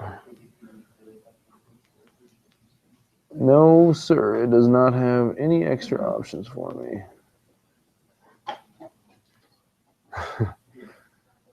There. Way to the right. Nothing. Nothing. So, Maybe it's a different version. I think I probably have to change it before I'm connected to an actual database.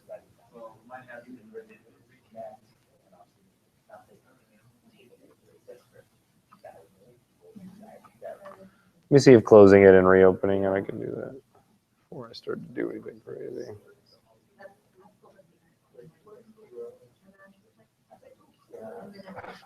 What the fuck?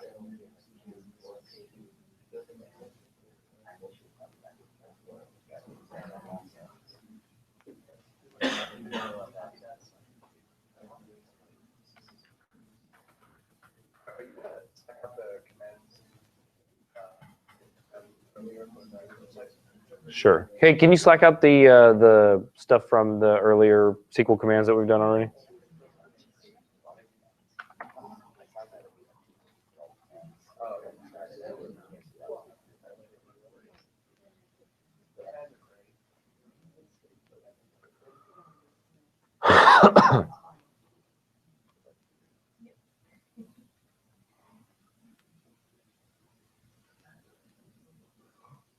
Hmm.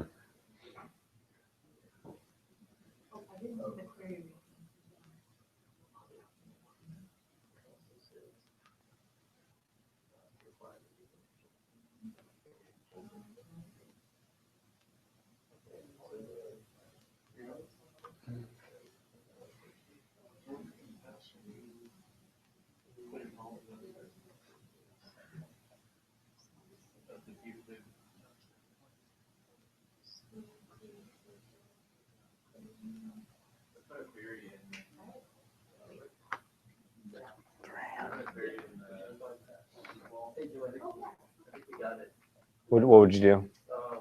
So when you go to preferences, well, and then we could, like if you said SQL editor at the bottom, is there that?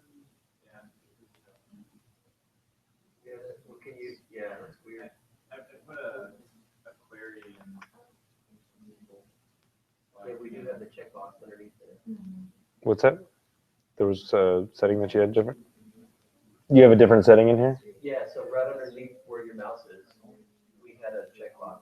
As part of the other spot, yeah. Yeah, something Right here. there, there's a checkbox that says save updates, forbid updates and deletes with no key. Yada, yada. Yeah, right there. And then go to, so click OK, and then. I have to reconnect, right? What's that? Query. Oh. Yeah. And hit reconnect to server. And so now it should work. Okay, cool. I guess it just wasn't showing the bottom of it there for me for some reason. All right, so back to what I was writing before. Update.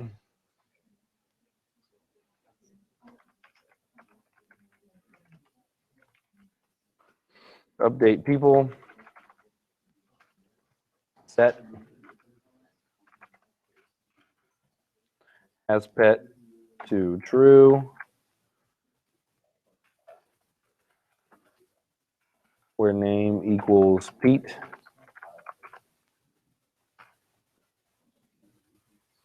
And then let's try to run that. You need that comma at the end of 2. You don't need a comment. Yes. Don't know why they have a comment. Okay, so then let's take a look at our rows here.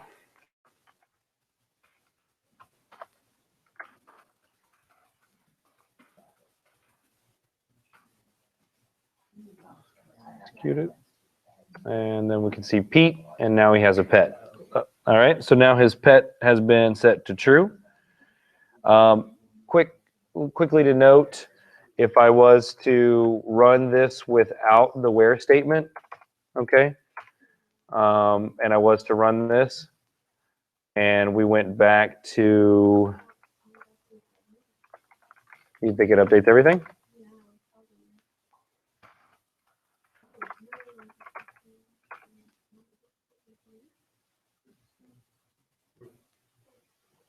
It's hard to tell because we had all the other ones were set to 1 already, but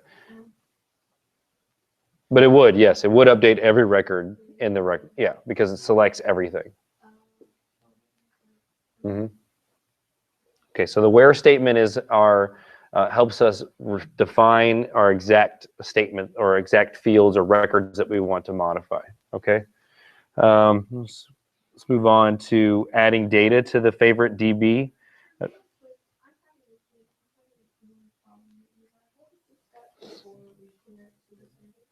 So they said if you go into edit and then preferences.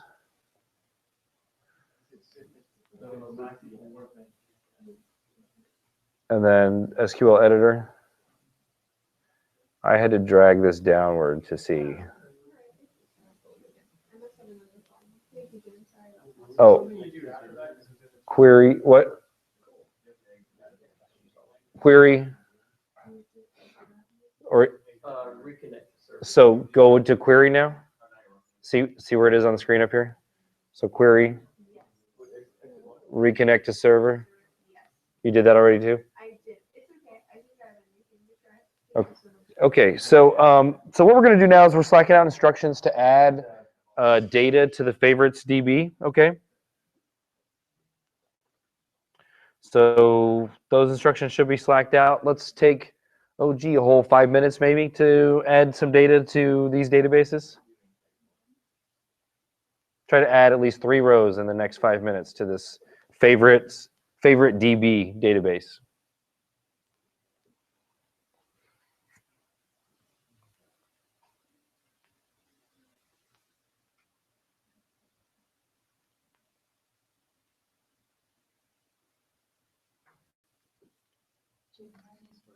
It's working now? Okay, great. Louise still having, oh, yours is still working, right? Cool.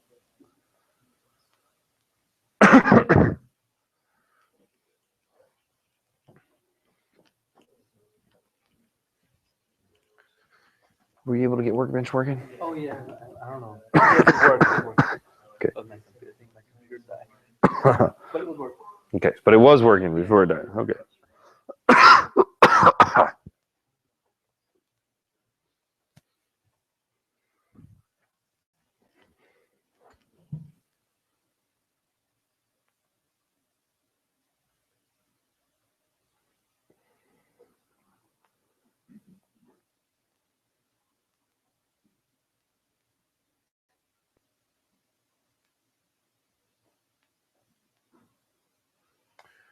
Okay, so I'm gonna give you like 1 more minute on this one. Sorry, we're having to rush through these last activities. We only have like 6 minutes of class time left. And then Saturday I have to cram 2 classes together. Huh? I'm sorry, what? Oh. Yeah, we go to 9:30, that's right. Sorry. Brain no work good. It did? My brain does?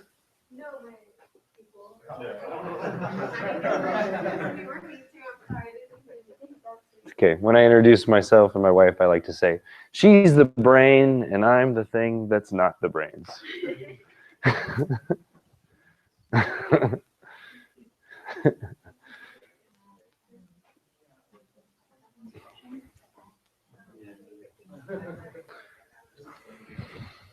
All right, I'll give you an extra 30 seconds because I was calculating class. 30 minutes. You're welcome. Hey, generous. Feeling generous.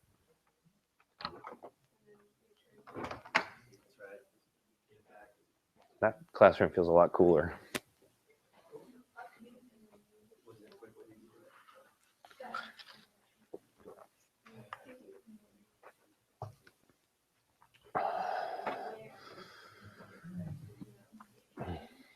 Is it working, Ruben? Everything's working? Okay.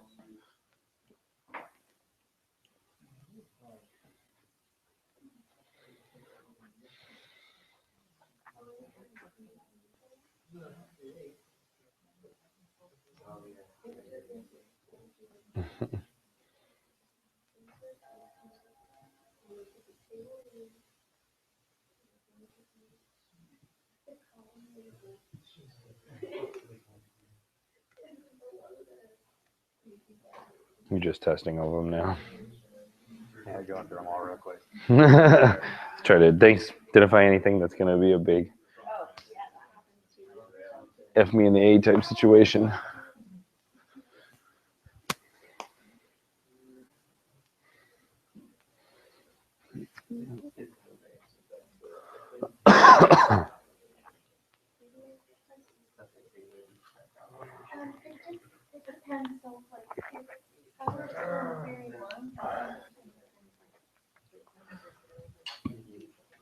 All right, moving on along. So we've entered in data, pretty simple, pretty straightforward, easy to kind of comprehend how it works. Yes, shake your head, yes.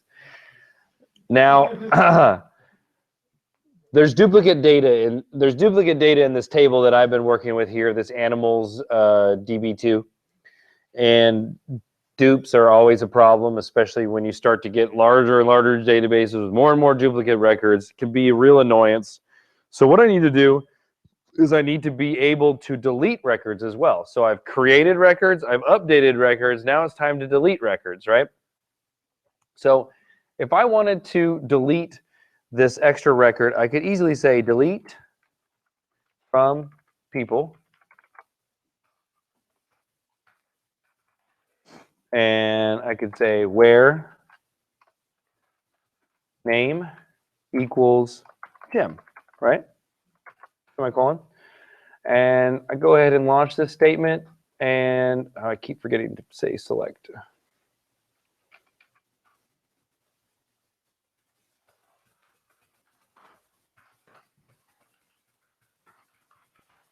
Okay. Then I run my select statement, and it worked a little too well. It deleted both records. And all of you probably already guessed that was going to happen, right? I think that's probably sure. Yeah. All I'm saying is delete all the records where the name is Jim. So it's going to delete every damn record that has Jim as a name. Okay. So and SQL just assumes that we want to delete all of those, right? And that's how it should assume, because that's exactly how we wrote it. Okay. So to prevent this from occurring, we will often create a column that automatically populates every time a new row or a new record is entered. And this allows us to select and affect the rows more easily. And this is what I was talking about before with the primary key, or a key that we use as a unique identifier for each record. Okay. So let's go ahead, and I'm going to open up a little bit of SQL here. What? Okay.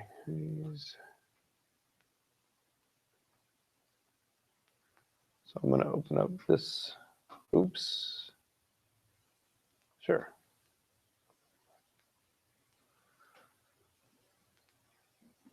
Oh, but I'm not connected to anything. Well, that doesn't really help much.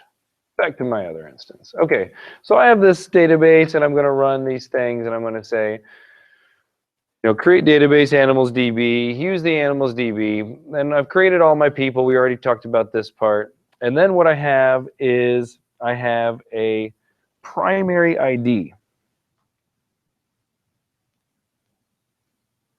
Okay?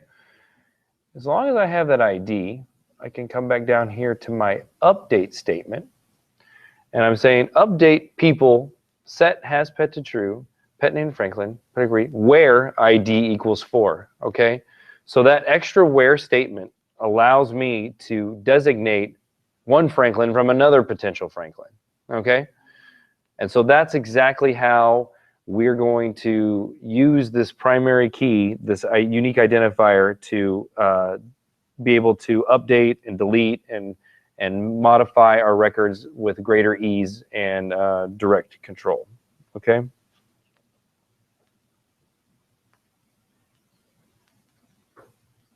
All right, so now what we're going to do is we're going to have everyone in the class go ahead and practice this.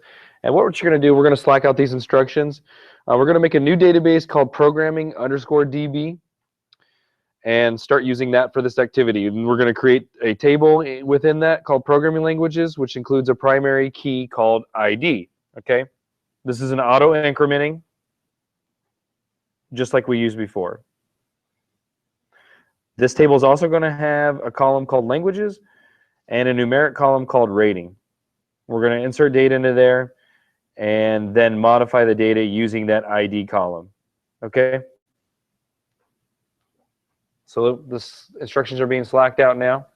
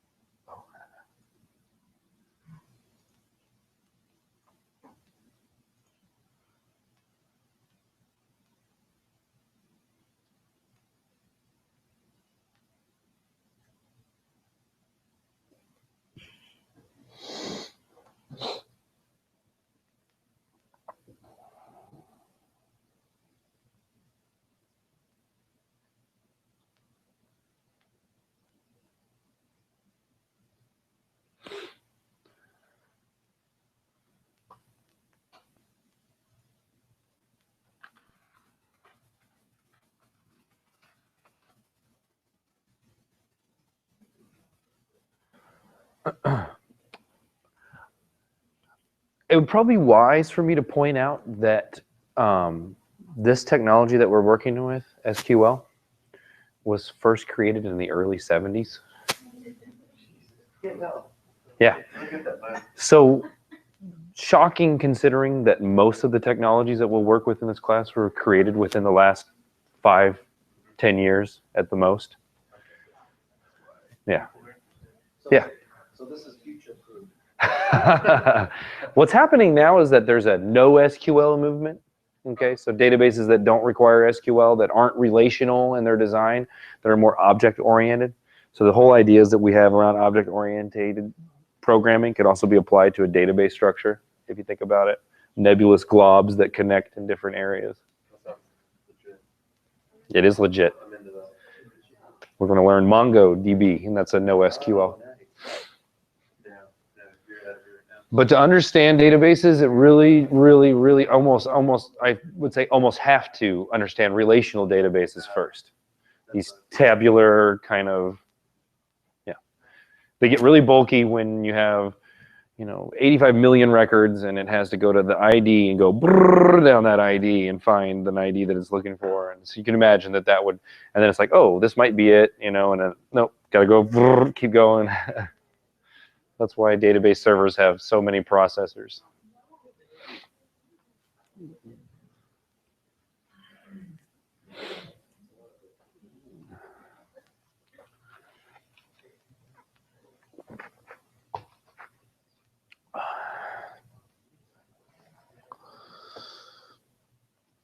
Here's a quick trivia question. What company developed SQL?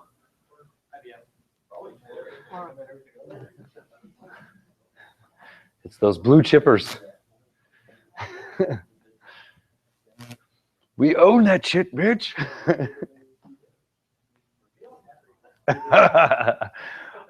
All your properties are belong to us.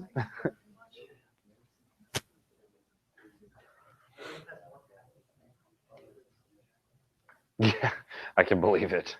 Bell might be one of, yeah. Ever since they broke up, like Packard Bell or all that stuff kind of shattered into, and then they probably do have more patents.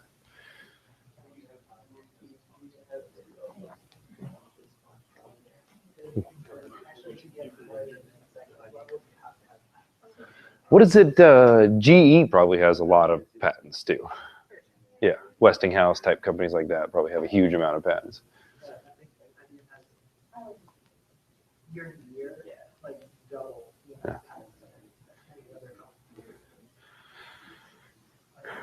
Bunch of inventors.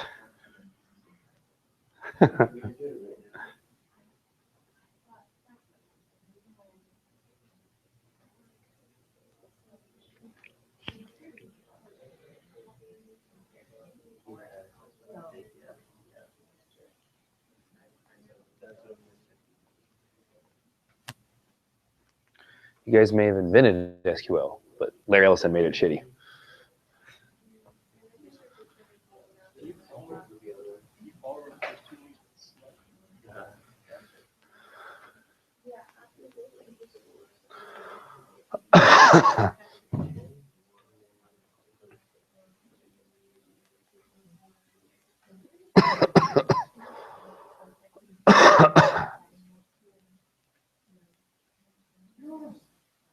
Keep like instinctively hitting save, like that way he's doing that.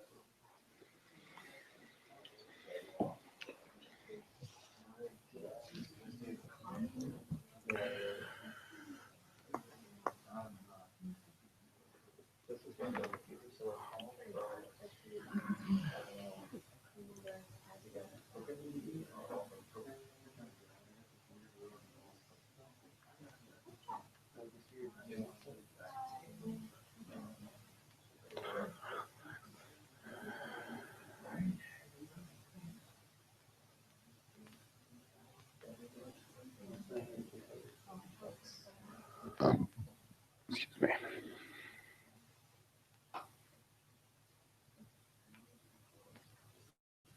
Yeah.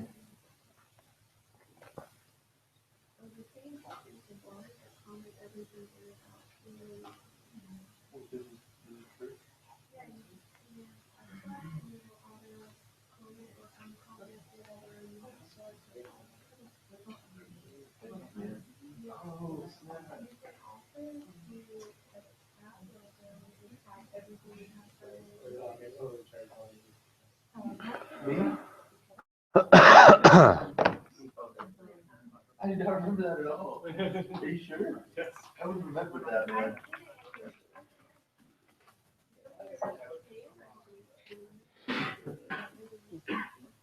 Ah, why?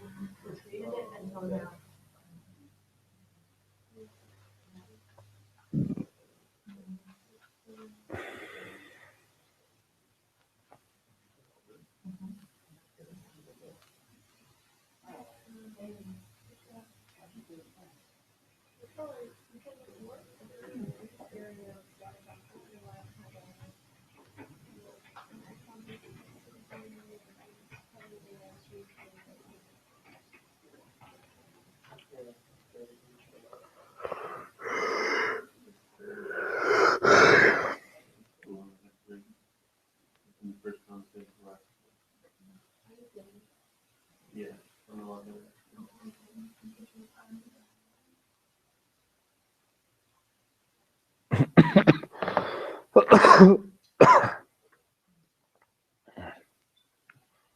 All right.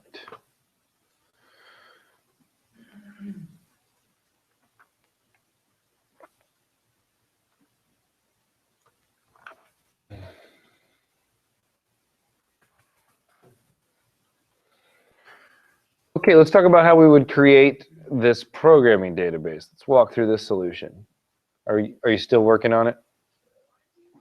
No? Okay. It's a good time? Moving too fast? I'm having to move kind of fast, so.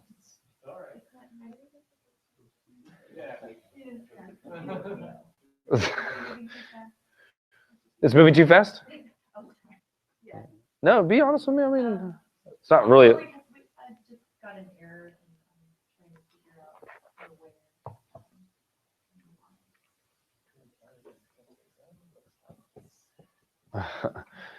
Okay, let's talk about the solution real quick. And maybe through talking this, you can figure out the little stumbling points that you had.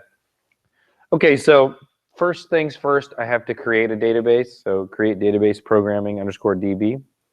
Then I have to tell it to use that database. So set the schema to that database. Then I need to create a table. So I'm creating a table called programming languages. This is the one where I'll have an ID that I want to set as my primary key. All right. And so I do that by first adding the ID as an integer that auto increments and is set to not null. So it makes it required and auto set. And then I'm adding some other fields to this. And then finally, I'm giving it a command called primary key ID in parentheses that sets it to the primary key for that table. Okay. Next thing that I do is I have another table that I'm creating. Let's see. No. Oh, no, I'm not creating another table, just one table. And then I'm inserting into that table, the programming languages table. I'm setting a couple different values. HTML 95 is the rating on that. JS 99, jQuery 98, and MySQL 70. All right. This is like the years they were made. And so then if I go ahead and run this set of commands, we can just go ahead and say select everything from programming languages.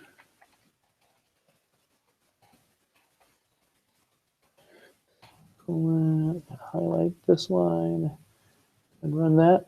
And there are my values as created. Okay? Yes? That's just to show you where, usually there's like a little button that will automatically add a row and you can start entering it right into the GUI. I think that's just why it's there. But that's a good question. I'm going to have to look up that one too. But I have noticed that it seems to be kind of generally like you could trigger it to create a new row, and it's saying here's a potential row that doesn't exist yet. Is it, Holly, Rob, do you have a better answer than that for that question? No? Why it always shows nulls at the bottom like that? Because PHP-MyAdmin does the same thing, but there's a little button where you can say add a new row and just start entering in like the GUI, like it was an Excel spreadsheet. Thoughts? No? Yeah, I don't usually use Workbench either. You SQL, bro? It's the program, I'm assuming. Just not used to it. Okay, I usually use PHP-MyAdmin because when I'm doing things like this, it's usually because something is screwed up on a content management system, and I have to go in there and like modify passwords and stuff like that so I can get back into said content management system. So I'm always having to connect on a server environment, and so they want me to use PHP-MyAdmin. What's that? It's super ugly, but it almost looks exactly the same as this. In fact, it has a better layout than this. It has a better layout than this. I don't like how it's cramming so many things into these little places. Those jokes write themselves. Go ahead. Question. You mentioned content management systems. I imagine it would be a bad idea to just teach someone to use the MySQL workspace as their own content management for the entire website? Oh yeah, extremely bad idea. Yeah, yeah. PHP or MySQL Workbench, not a content management system. Certainly it could be used as that, but it could also become a double-edged sword, which I've talked about that I do actually like swords with two edges, so it's a hard statement for me to use. You can swing them both ways. It's twice the slashing power. Okay. Any other questions about this before we move on to joins? A join. It's joining two tables together, okay?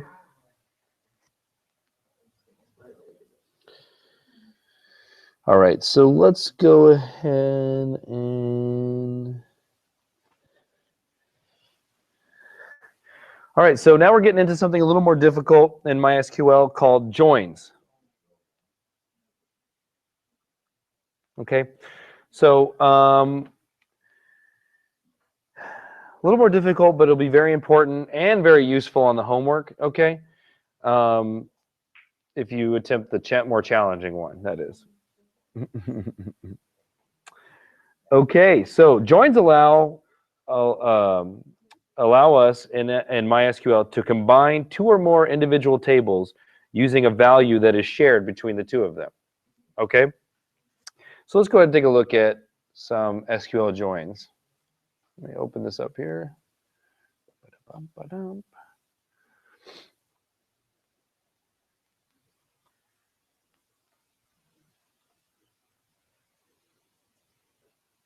Okay, we're gonna add it with Notepad. Plus. Okay, this might be a little difficult to read.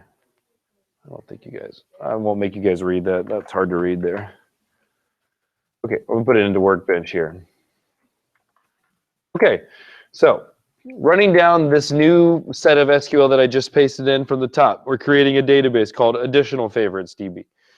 Then we're saying use it. Then we're creating a table, favorite foods, and it has two fields in it, food and score, okay? Creating another table called songs. Once again, it has song and score. So the score is similar in each of these three tables that we're creating, including the favorite movies. Then what we're doing is we're inserting some default data into all three of those tables, okay? It's very nerdy, but default data. Then we're saying select favorite foods dot food, comma favorite songs dot song from favorite foods, okay? Inner join on that favorite songs. Okay, inner join favorite songs on when the score equals the score, okay? And then we're ordering it by that column of food. So what we're doing is we're saying select or join all the fields from favorite songs and favorite foods when their score field matches, all right? So this is just giving us greater and greater ways to query data, okay? So now we can query data using two tables together. And so it's going to create kind of a temporary third joined table that's just our returned results, okay? This isn't a table that gets added to the overall database. It's just kind of a table that we're working with almost in temporary menu that has that join, okay? So let's go ahead and execute this code.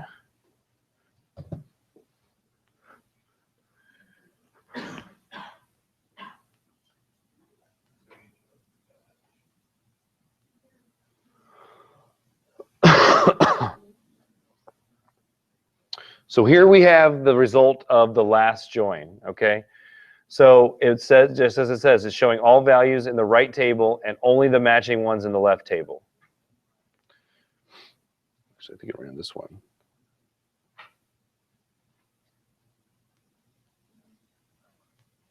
All right, so if we went back through and we just wanted to say, all from, and this one is going to be movie, right? Favorite movies.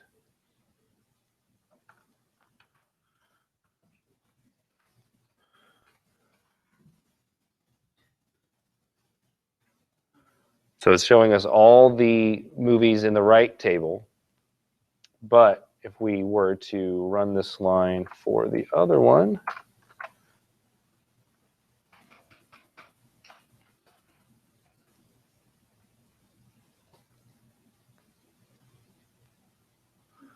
And we see a score of 95. And I have the score of the 95.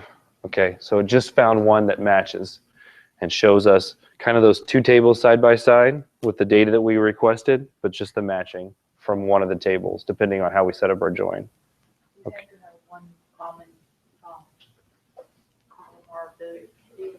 Yep, so like if I ran just this select statement here, okay, just like it says, blinded me with science, pinball wizard, matching score. Okay, so it's showing me the joins. It's only showing me data from one table that actually does have a matching join using score. Okay? What do you think? No? You can give me an honest opinion. What? I'm asking you what you think.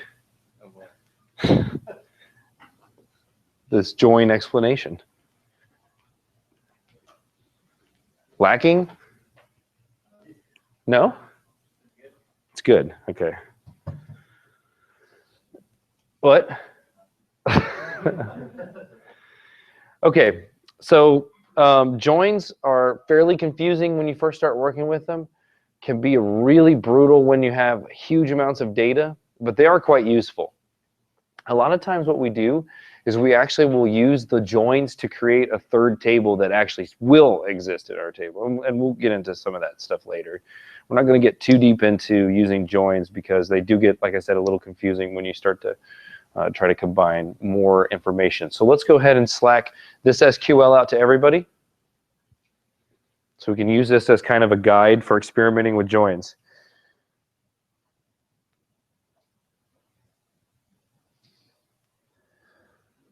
So there's three joins that we have here in the bottom of this code. So everyone can go ahead and open up the code, and we'll go through each of those three joins with you guys looking at them as well, okay? First join that we see here is using the inner join, okay? So inner join, it combines tables where specified data values within the column match one another, okay? So one-to-one, basically, okay?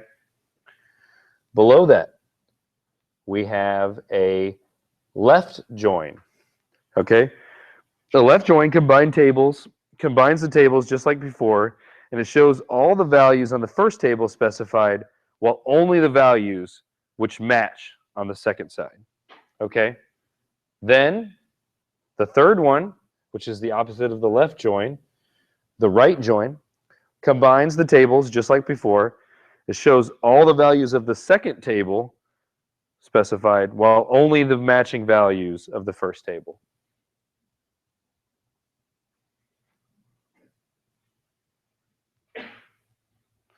So of these three, which do you think is the most useful? Inner join, yeah. Right and left join doesn't really have a lot of applications when it comes down to it. At least I haven't used it a lot. Have you guys ever used right and left joins exclusively? It has a lot of uses? Like, give me one.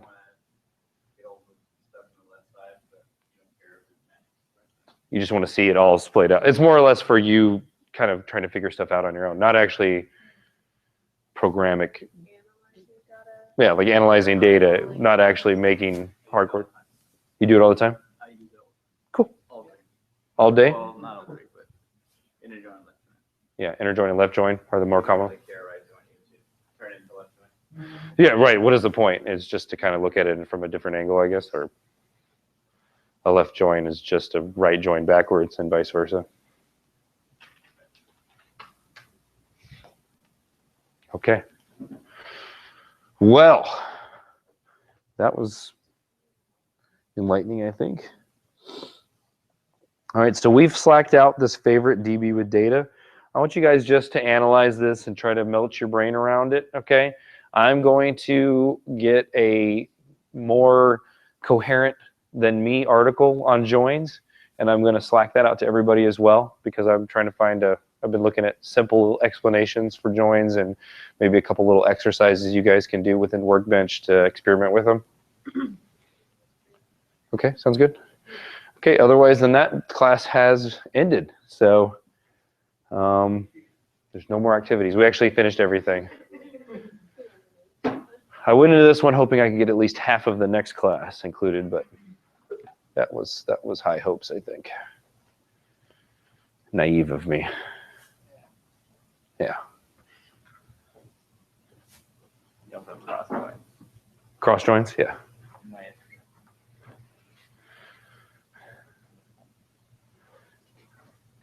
Aren't there some types of joins that only exist in MS SQL too? Yeah. Yeah, I mean, they each have their own Special kind of proprietary thing. Yeah. Yes, Derek.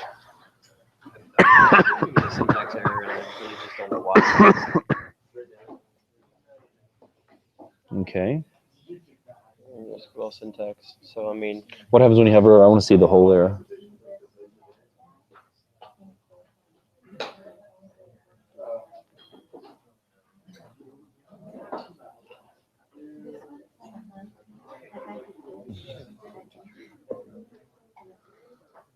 That was a lot to read, huh? yeah. Create table programming.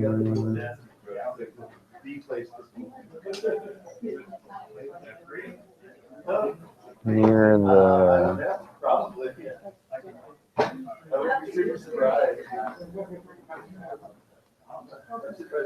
okay. Auto increment, not null. Oh, move this down to the bottom. It's not part. It's not a. That is not part of the fields that you're creating. Let me open that one back up.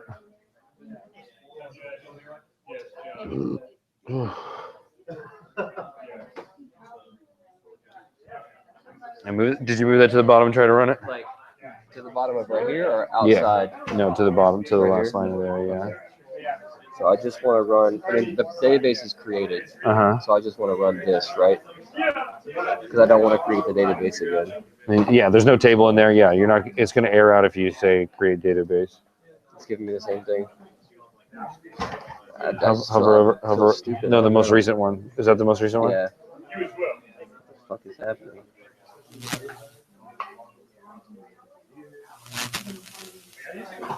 Oh shit, that's right. Delete is a backspace. Yeah. How do you do a backspace? Function delete. Yeah. I am just special today.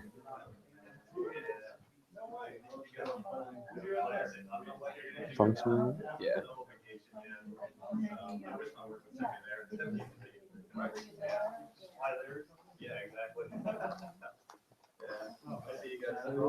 Good night. Good night. Look right there. Is that a semicolon or a colon? I think it's a semicolon. Okay. Yeah, I think about semicolons. So you're already using that database. Yeah, so that's going through correctly. So that worked. Yeah. Mine was mine is there.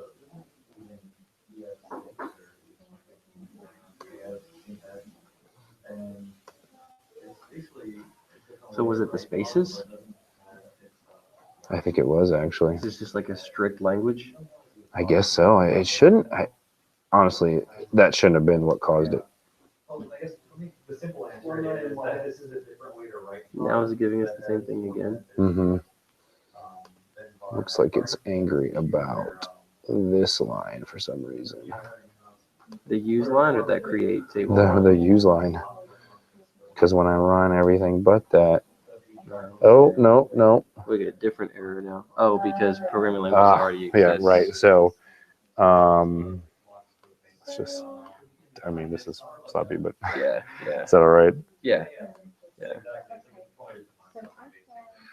I I know nothing about this shit. It's all right, man. Yeah, it's probably gonna be because the Oh, I ran everything, didn't I? yeah. We just wanted to do this.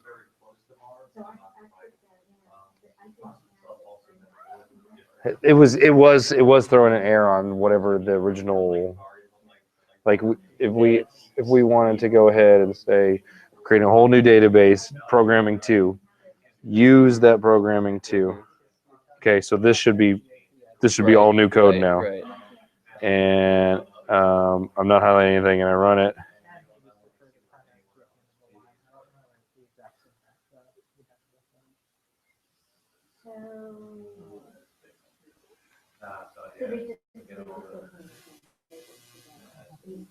Did I spell it wrong?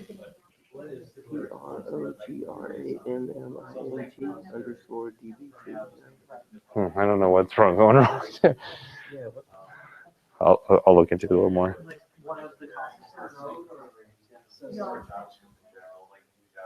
Yeah, and it's always.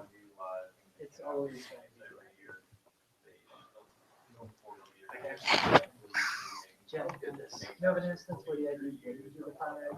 Where what would? The ID would not be the primary key. Yeah, there are some. Sometimes you have a secondary ID that exists just for that particular table. Mm-hmm.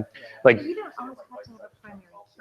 no, you don't. You definitely don't. So can you have the ID without saying it's the primary key? Sure, yeah, but it's. I kept getting an error when I didn't put primary key in the table. Right, so I had this ID. I did not Have the specify primary key. And you were getting an error. and it kept giving me an error saying it had to be a key. That must be because you're using the auto increment thing. It seems has nothing to stupid do that with it would do that though. It doesn't seem like it should do that. I haven't had that issue before because like I've had to use IDs for something inside of so there's a user, but then there's like a skill, and the skill has an ID too. So there's like two IDs, like secondary ID, primary ID. Mhm. Yeah, because like, exactly, yeah. Thanks for sticking with us. Yeah, finally it worked. Yeah. That was awesome. I think just having all of you guys with working SQL workbenches is like a victory in itself. So. And out of everything that we did, I don't know what it was that actually. It's the WAMP, I think. You think so? Yeah, because I went in, I looked at what because I installed WAMP on my computer quite a while ago, and my version was old compared to the newer version. And when I went into Workbench and I looked at what version of SQL it was running on, it was that exact same version as what I had with WAMP. So I was like, it has to be WAMP. So is it constantly running in the background? Yeah, it is. You can tell it to disable. You can disconnect it though. Every time, I mean. There's usually a right click that you can do to it.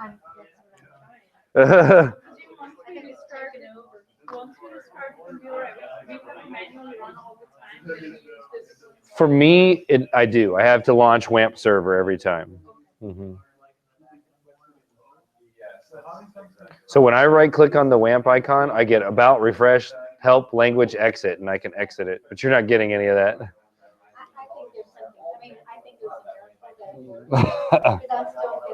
Yeah, the little arrows, yeah.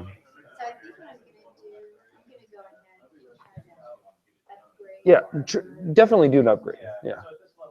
I think you can skip right to 10. I don't think you have to. Yeah. It's a long process, but it's worth it.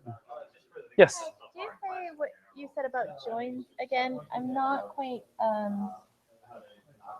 the difference between inner join. Okay, so just a way to view the yes, it is. Oh, it's nothing. It's a way to take two tables and create a third kind of temporary table that you're looking at. So one table, two table, bring me the matching values and put them in this third kind of temporary table that I've temporarily joined in these places. Oh, okay. So if we read right through it, it's like select favorite foods, food, and favorite song, song. So it's selecting two columns right there, right? And that's, if we just lifted that, it would just be everything, right? Okay. So it's like a reporting tool. Yeah, it is. Oh, It kind of is. And it can be used to actually generate a physical extra table. Like sometimes you do where it's like the join creates an actual table, but usually it's just temporary so that it can make matches and then return results. And it kind of just loses that again. It like dumps that in RAM and ready for another join or whatever. Yeah. Yeah. You are. You're essentially saying examine data here, find me similar spots, and return them all. Yeah, and that's why I say inner join is more useful, because maybe you only want to see the ones that match. You don't want to see everything. Yes. Relational databases can have one-to-one, one-to-many, or many-to-many. Mhm. One, and it could be joined to, yeah, exactly. Oh, yeah, yeah. It could be one-to-many or many-to-many. Yes, indeed. Yeah, that's why I said joins can get a little confusing to wrap your head around, because there is so much of this, like one ID can point to 12 records over here. Yeah. Yep. Yep. Okay. Yeah. Yeah. The syntax, they have their own little special things that they add in, but otherwise, if you strip those things out, it's exactly the same SQL. They call it MSSQL, so it has like branding and flavor added to it. But yeah, MSSQL, man, that's a trying technology. If you have the stick-to-itiveness to get through that and be thrown into that thing, then you could probably do anything. All right, see you next time. See you on Saturday. So do you think you'd ever switch over to Mac? Yeah.